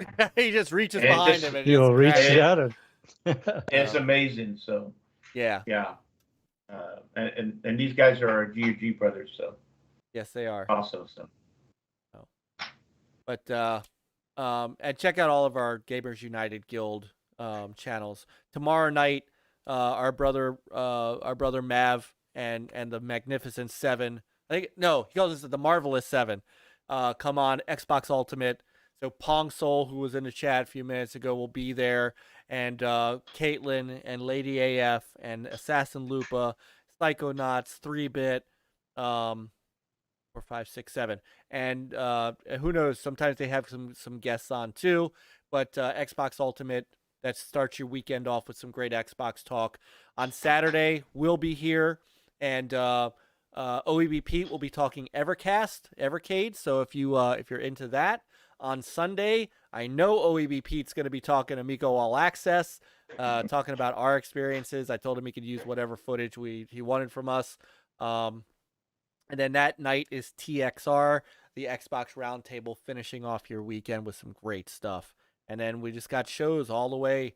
Papa Pete's on Tuesday nights. Retro Renegades is on Tuesday nights. Go Gang Go is on Wednesday nights. Evercade on Saturday. Yep. And then we're back. Fun Pop comes on Wednesdays now. Fun Pop Wednesdays. So something a little different for Dragon's Den. Saturday Dragon's night. Den. We gotta start talking about Lemon's show. Because man, Dragon's Den. Lemon. We gotta get Lemon on.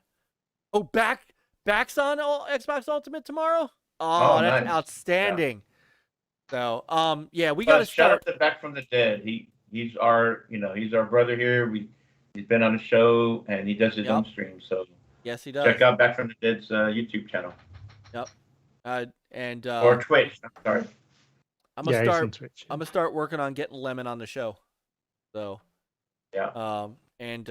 So we got the entire weekend is Gamers United Guild, and then all the way to Thursday when we'll be back. So folks in the chat, thank you so much, brothers. Another great show in the books.